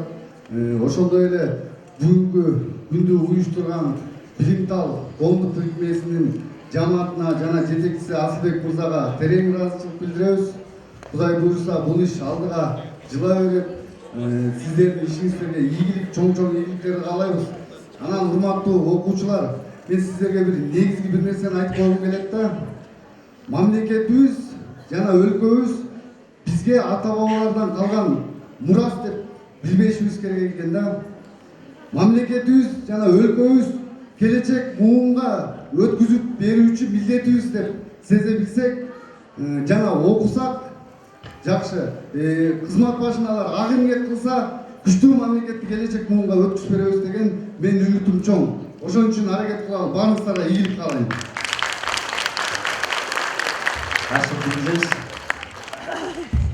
Сахнага сыйлык тапшыруу үчүн Талашак Биримдер Ушулдук борборунун жетекчиси Бейшенова Салтанат Үсеновну сахнага чакырамын. Жана ошондой эле сыйлык алуучу биздин окуучуларыбызды номер 5-орто мектебинин окуучусу Таалайбекова Касиет, Сейитказиева Акылай, Эстет Акылай кел сахнага. Бектургай лицейинин окуучусу Эсенбекова Ханыша, Буракбаева Татына, Ушубакова Жаңыл мырза. Мамыт уулу Абдрахман орто мектебинин окуучусу Төрөгелдиева Нургыз, Төрөгелдиева Айбике. Жана ошондой эле Жунусов орто мектебинин окуучулары Орманбекова Хамзада, Кадыркулова Нуриза, Акматбекова Айназик, Манапбаева Акмарал, Рысбекова Акылай, Алымбекова Айжан, Акчалуулу Дүйшөн орто мектебинин окуучусу Адылбекова Аяна, Жолдошбекова Анара, Болотбекова Сезим, Өмүрбекова Бегимай, Сүйүнтбекова Сезим, Жаныбекова Малика. Сахнага келиңиздер. Урматтуу окуучулар, аягына чейин чыдап отуруп бериңиздер. Аз калды. Сиздерди көп күттүрбөй тезирээк сыйлык тапшырып атабыз. Мынакей, чыдап бериңиздер.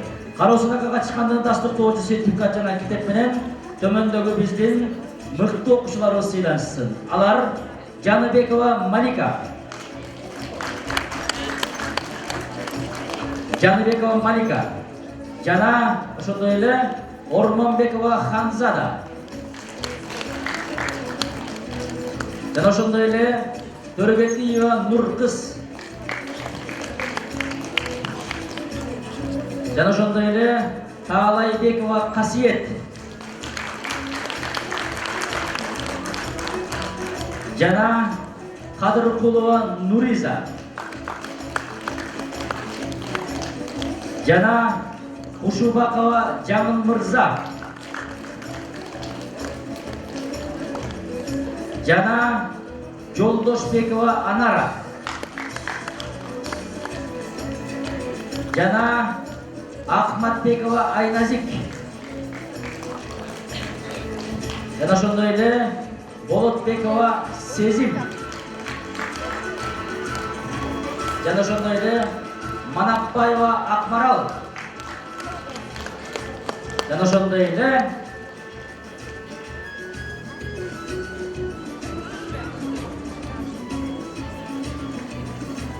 Болотбекова Сезим алатабы? Бирөө калды. Жана ошондой эле Алымбекова Айжан.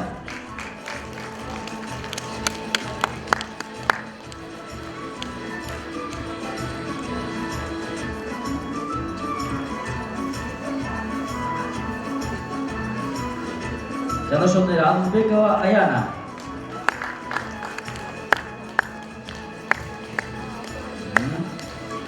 Дипломат деп табылгандыгы үчүн диплом жана баалуу белектер менен төмөндөгүлөр сыйланышсын. Алар Сүйүнбекова Сезим,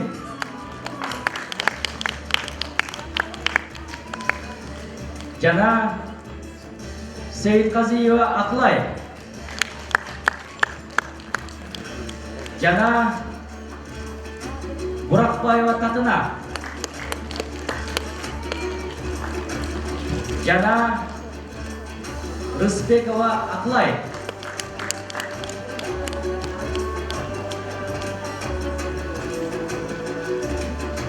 жана Өмүрбекова Бегимай.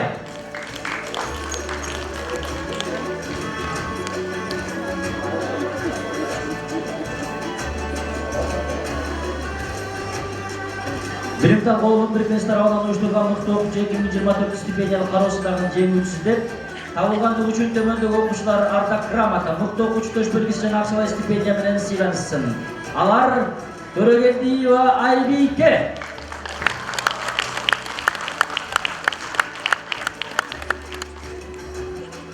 жана ошондой эле биздин мыкты окуучубуз Эзембекова Ханыша.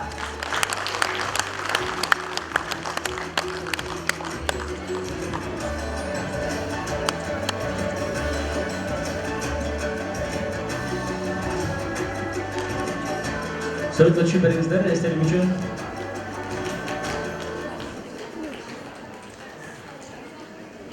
Biz жаққа, мен жаққа жылсаға, тиги жақтағылар батпа қалды. Бер жыл өрді, оқушылар ол.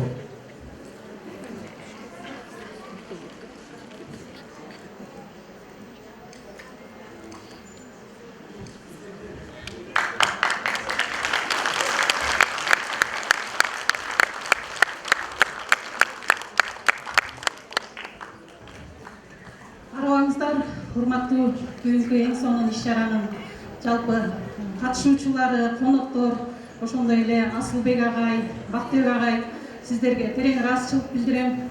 Учурдан пайдаланып, сиздердин дагы ат көтөргүс чоң иштериңиздерге бир аз токтолгум келип турат. Өзүңүздөргө белгилүү болгондой эле, урматтуу катышуучулар, сентябрь айында биз жалпы облус боюнча мугалимдерди, ата-энелерди, жалпы бардык агартуу тармагына кайдыгер эмес жарандарга ушул агайлардын демөөрчүлүгүнүн жардамы менен Баткенден Лейлек районундагы Гапур Мадаминов агайыбызды, ошондой эле педагог илимдеринин доктору профессор Кыргызбай Добаев агайыбызды дагы алып келип, жалпы коомчулукка агайлардын эң жакшы семинар лекцияларына күбө болгонсуздар. Ошондой эле билим берүү тармагындагы жалпы билим берүүчү мекемелериндеги ар бир мектепте, мисалы облусубузда 114 мектеп бар. Ошол 114 мектептеги жалпы кыргыз тил жана адабият сабагынын мугалимдери, ошондой эле математика сабагынын мугалимдери ушул агайларыбыздын колдоосу менен жалпы мугалимдерге эң жакшы курстарды, семинарларды өтүп беришкен.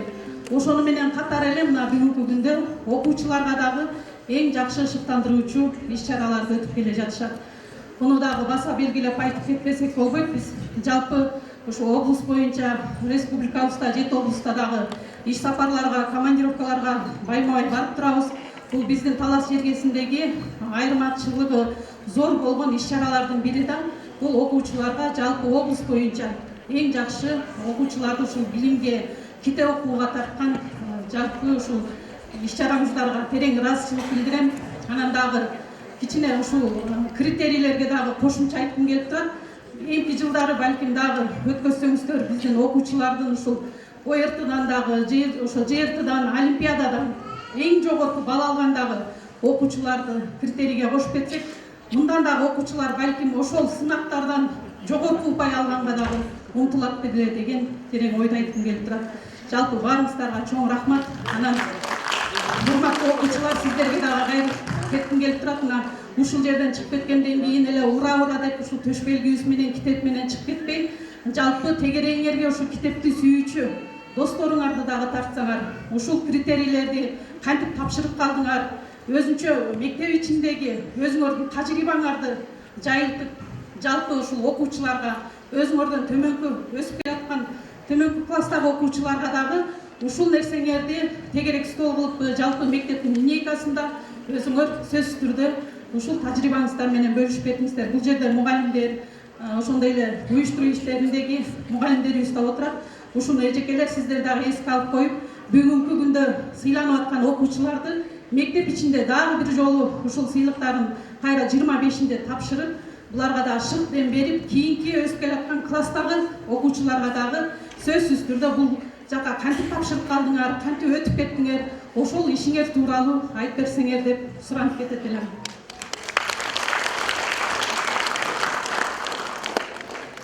Кыргыз Республикасынын Билим берүү жана Илим министрлиги, Талас облустук билим берүү усулдук борбору ыраазычылык кат, Талас облусунун окуучуларын шыктандырып, мыкты окуучу кароосунагын жылда өткөрүп, өлкөбүздүн келечегин ойлоп, билим жаатында инвестиция кылып, окуучулардын билимге болгон кызыгуусун жандандырып келе жаткан Билимтал коомдук бирикмесинин жалпы жамаатына Талас облустук билим берүү усулдук борбору ыраазычылык билдирет.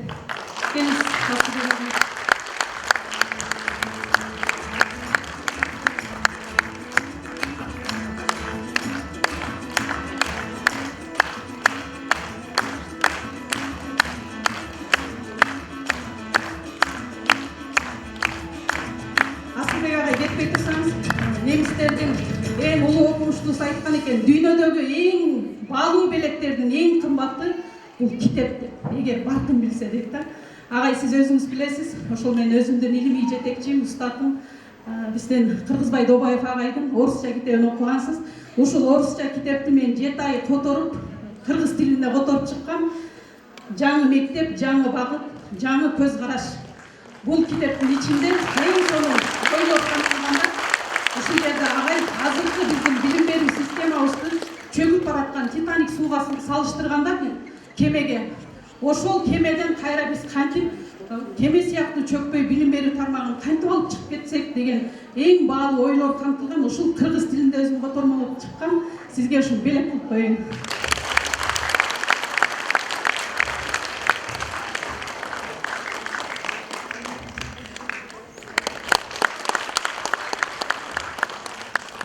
Сыйлык тапшыруу үчүн сахнага Билимтал коомдук бирикмесинин алгачкы стипендиаты Рыскулов Айдананы сахнага чакырабыз. Биздин сыйлык алуучу окуучуларыбыз Израиль орто мектебинин окуучусу Адылканов Тариел, Баласар орто мектебинин окуучусу Эмилова Акылай, Гурушбекова Жолдубай, Покров орто мектебинин окуучусу Кулматова Аяна, Токтобекова Диана, Одорбаев орто мектебинин окуучусу Асылбекова Азиза, Жанузаков орто мектебинин окуучусу Аелина Аликова Айжамал, Эсенкулова Камила, Жумабекова Гулина, Оразалиева орто мектебинин окуучусу Нахаева Аруке, Хамбург орто мектебинин окуучусу Акматалиев Амантур, Турсункулова Асел, Беренбекова Айтунук, Тураров Сыймык, Батырбашев орто мектебинин окуучусу Манасова Айгерим, Садыбеков орто мектебинин окуучусу Сусарбекова Мирзат, Рысбекова Айтылган. Кароосунага катышкандарды тастыктоочу сертификат жана китеп менен төмөндөгү окуучулар сыйлансын. Рысбекова Айтурган, Рысбекова Айтурган,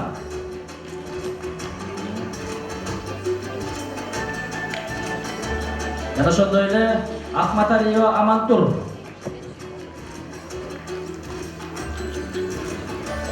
жана ошондой эле Адылканов Тариел,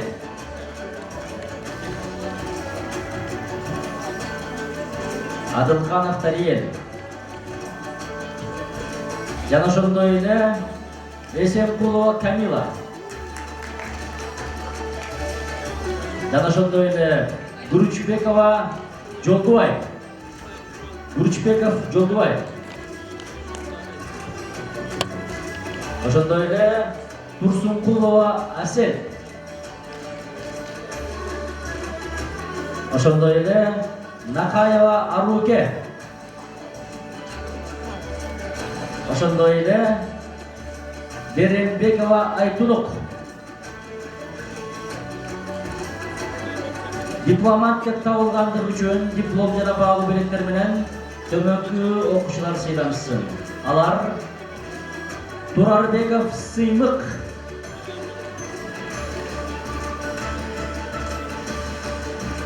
Асылбекова Азиза, Тоқтобекова Диана,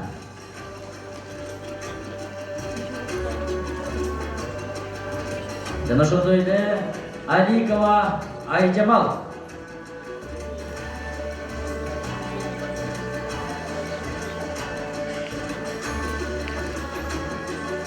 Билимтал коомдук бирикмештер абалын уюштурулган мыкты окуучу 2024 стипендиялык кароо сынагынын жеңүүчүсү деп табылгандыгы үчүн төмөнкү окуучулар ардак грамота, мыкты окуучу төш белгиси жана акчалай стипендия менен сыйланышсын. Алар Эмилова Акылай жана Манасова Айгерим.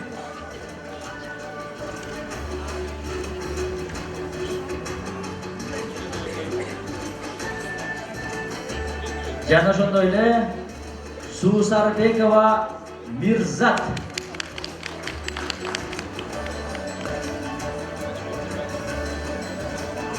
Зал чарчадыңарбы?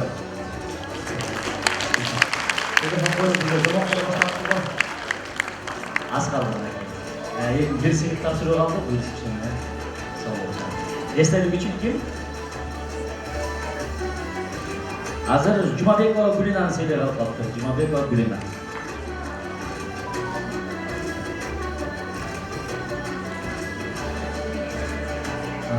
Булматова Аяна, да? Калмуратова Аяна.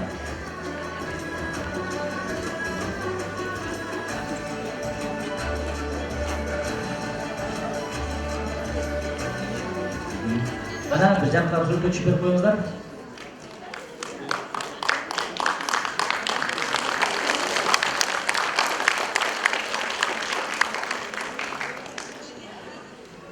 Рашид Гүлизем окуучулар, мындан да жакшы окуп, аракетиңиздерди кылыңыздар. Эми сахнага Билимтал коомдук бирикмесинин төрагасы Рахманов Асылбек Рахманович сахнага чакырамын сыйлык тапшыруу үчүн.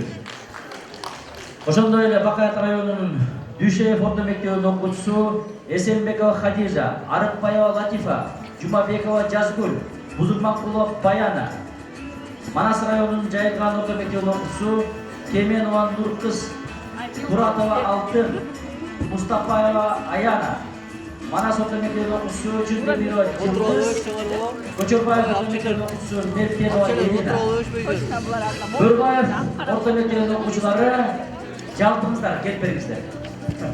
Сиздер көп келесиздер. Бөрбаевден келген окуучулар Токтогулова Айбери, Амангелиев Иманбек,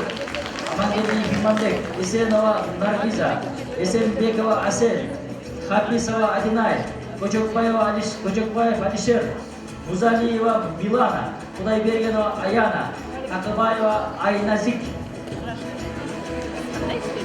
Сахнага келип бериңиздер. Чуркап келсеңер абдан жакшы болот. Эл чакча болот.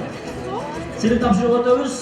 Кароо сынакка катышкандыгын тастыктоочу сертификат жана китеп менен төмөнкү биздин ардактуу мыкты окуучулар сыйлансын. Алар Туратова Алтын,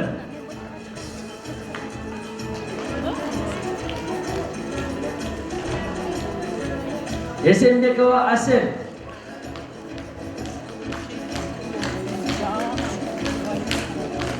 Эсенбекова Хадижа,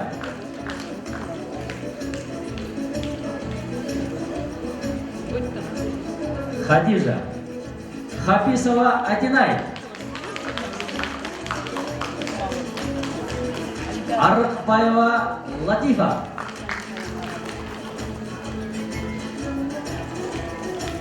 Кочокбаев Алишер,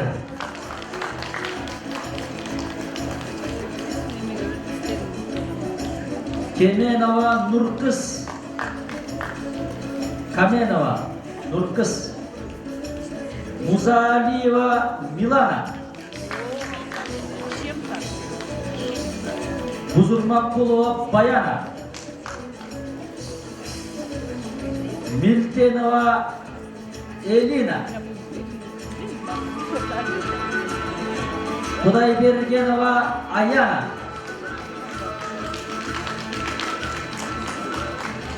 Мустапаева Аяна, Дипломант деп табылгандыгы үчүн диплом жана баалуу белектер менен төмөнкүлөр сыйланышсын. Алар Такыбаева Айназик жана ошондой эле Жумабекова Жазгүл.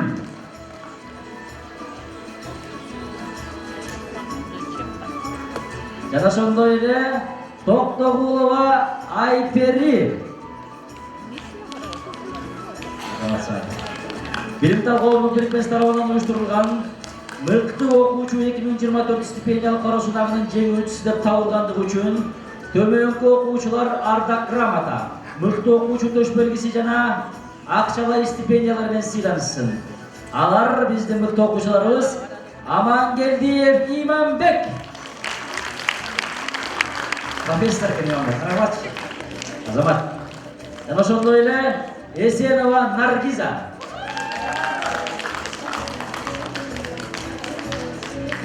Наргиза стипендияларын азыр күтүп. Жана ошондой эле Чынтемирова Жылдыз. Чынтемирова Жылдыз.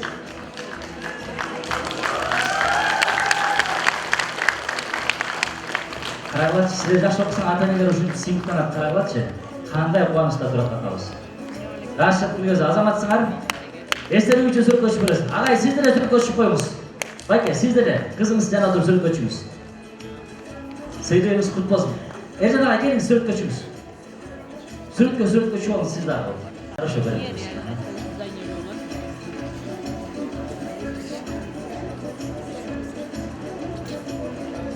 Сыйдыгыңар кут болсун окуучулар. Кана? Сразу ушул жерден бе? Ушул жерден сөз берип алам. Кетпей турабыз, канакей. Бөрүбаев орто мектебинин директору биздин сыймыктуу агайыбыз Эржан агай. Рахмат. Ассаламу алейкум, урматтуу мекендештер, урматтуу окуучулар, ардактуу эжек агайлар, биздин улуу урматтуу Бактыбек Каныбекович, Асылбек Рахманович.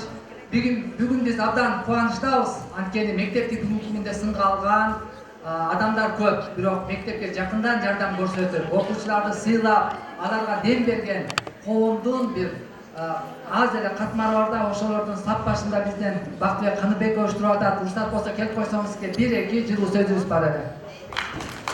Кошуп коелучу зал, кепиле өзүбүздүн сакай маанайда, майрамдык маанайда отурайлы. Бүгүн баарыбызга белектелип, ушундай атмосферада, ушундай сонун бир жакшынакай демирге көтөрүп келип аткан биздин Кыргызстандын патриот жигиттери, мырзалары, агаларыбыз бар экен, ошолорго бир аз чылкып коелук. Биз жылда келебиз, Бактыбек агай. Окуучуларыбыз сизди үлгү көрөт. Бар болуңуз, ишиңизге ийгилик. Бүгүнкү окуучулар эртеңки мамлекет түптөөчүлөр. Ушул жерде сиздин маңдайыңызда отуруп, сиздин колуңуздан сыйлык алып аткан 250 окуучу эртең Кыргызстандын 252 атуулуу мамлекеттин куруучулары, түптөөчүлөрү. Башында Нурбек агай сонун инсценировка көргөздү бизге. Кыргыз мамлекеттигин түптөгөн инсандар боюнча абдан таасирдүү болду. Театрга ыраазычылык билдиребиз. Агай, бар болуңуз, кемибеңиз. Ушул жерде отурган балдардын баары сизге окшогон инсан болсунчу. Жоомарт, билим берүүнү колдогон, ар бирине стипендия берип келесиз. Биз абдан ыраазыбыз.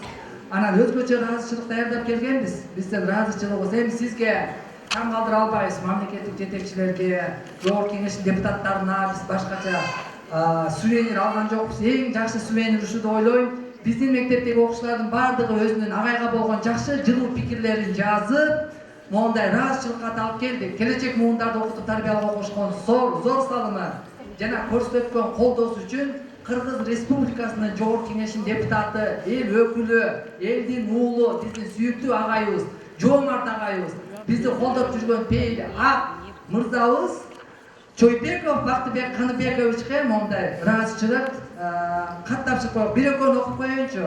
Биздин окуучулар мондай ыраазычылык кат даярдап келген жазып. Бактыбек агай, билимдүү келечекти колдогон аруу пейилиңизге ыраазымын.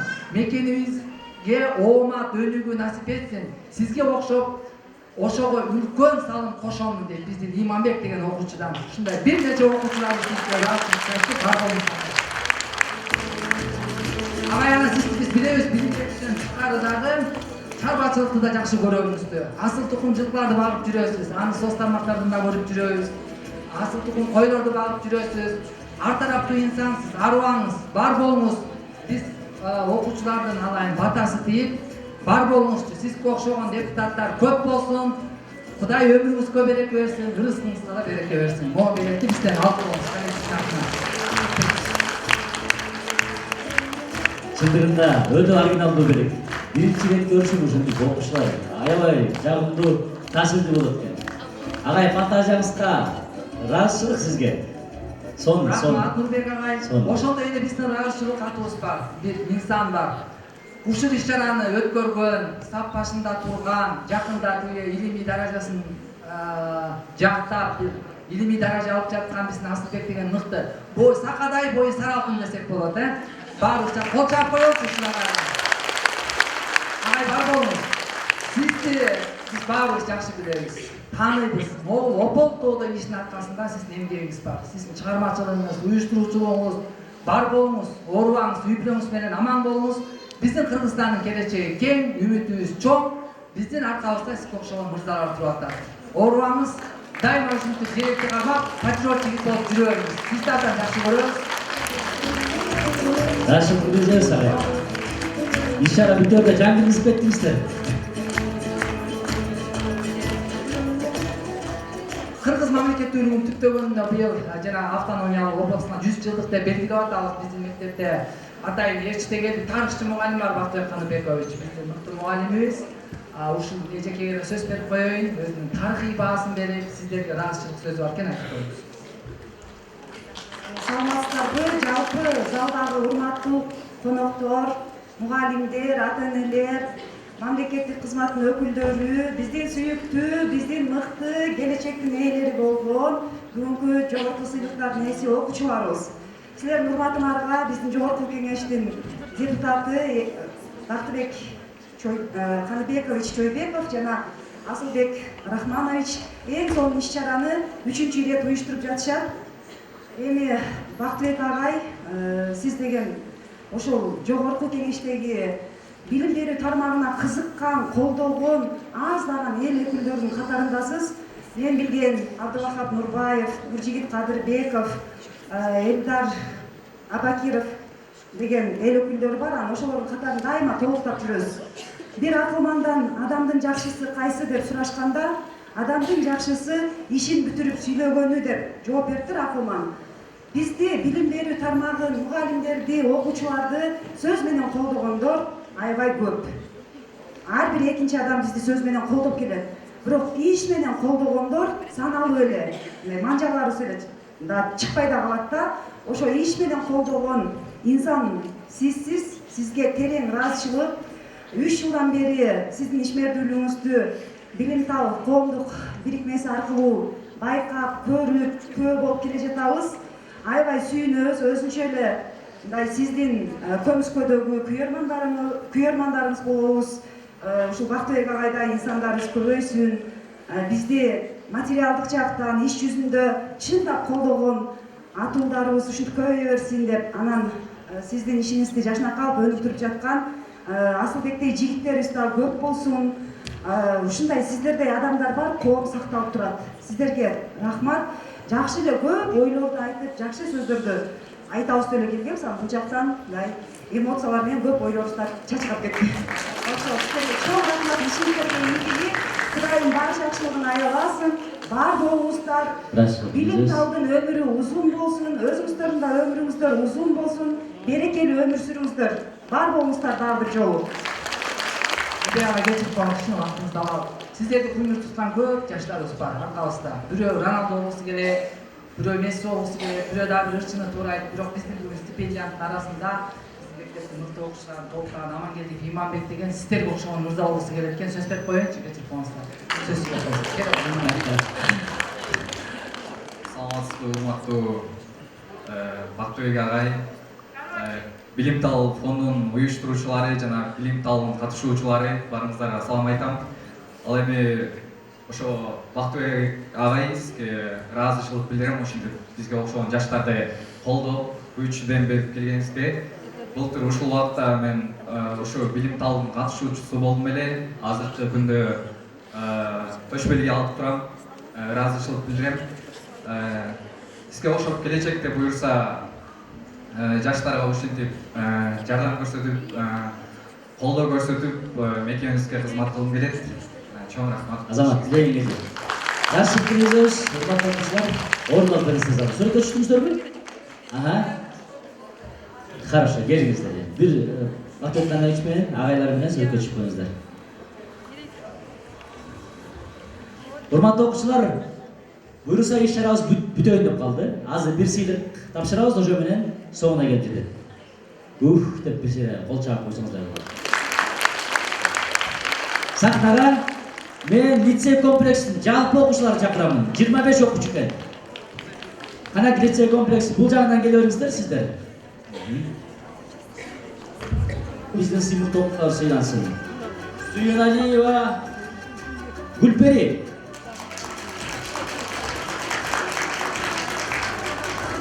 Рысбекова Афина.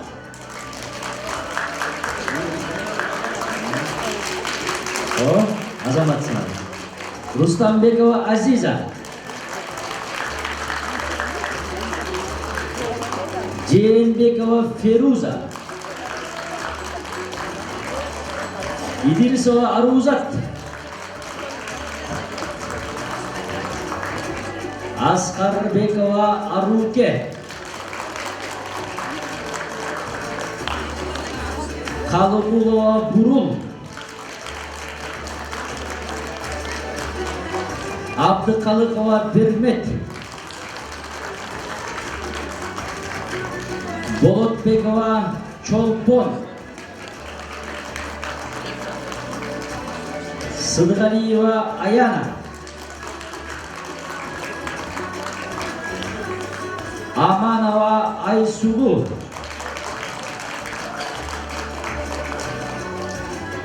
Сагынкулов Жанат.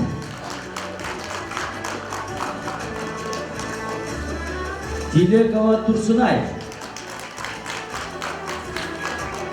Улушбекова Жазайым. Төрөбекова Гүлжамал. Таштанбеков Нурсултан. Эрмекова Акмарал. Мырсаканова Самара. Абдылдаева Айзрек. Егенбердиева Феруза. Дипломат деп табылгандыгы үчүн диплом жана баалуу белектер менен төмөндөгүлөр сыйланат. Алар Болотбекова Айгерим, Казакова Курманжан, Өзкөнова Айназик,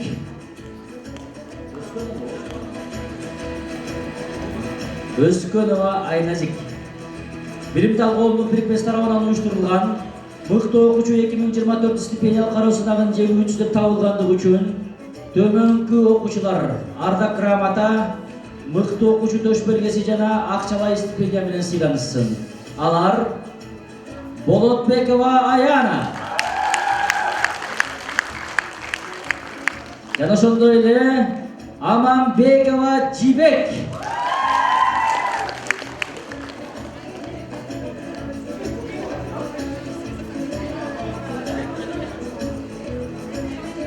Эжеке келиңиз.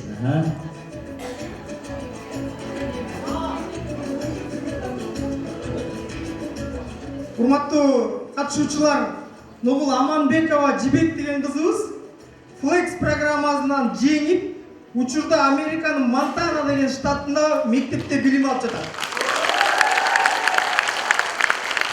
Чет жакта алыс жерде болгондугуна карабай, ушундай кароосунак өтүп аткандыгын угуп, алыскы Америкадан атайын видеосун тартып, документтерин топтоп, сынакка катышып, биздин комиссиянын чечими менен стипендиант деп табылды. Өзгөчө кол чаап коюңуздар.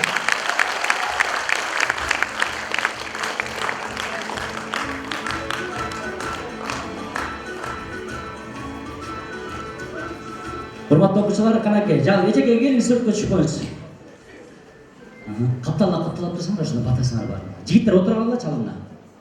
Жигиттер бол. Экөөлөр. Урматтуу катышуучулар, урматтуу биздин мыкты окуучуларыбыз, ушуну менен азыр соңуна келип жеттик. Баарыңыздарды куттуктайбыз. Урматтуу Рахманбердиевич, жакшы күн деп күрөштөн талба, жакшылыктын отун мекенге арна, канатын кага бер, кайраттан жамба, келечеги элдин болосуң анда деген ырсактарды менен. Урматтуу келечек ээлери, сиздерге үмүтүбүз зор, баарыңыздарга ийгиликтерди, жакшылыктарды каалайбыз. Келерки кездешүүгө чейин, мамлекетти дүңгүрөт өстүргөнгө чейин баардыгыбыз аман эсен бололу. Келерки жылы баардыгыңыздар медаль тагыныңыздар. Сиздерге бир жагымдуу ырым менен Кыргызстан деген ырды эметебиз. Кыргызстаныбызды баарыбыз көтөргөн мыкты окуучулардан бололу. Келерки жолу кандай сак саламатта болуңар. Баардыгыңыздардын сыйлыгыңыздар куттуу болсун.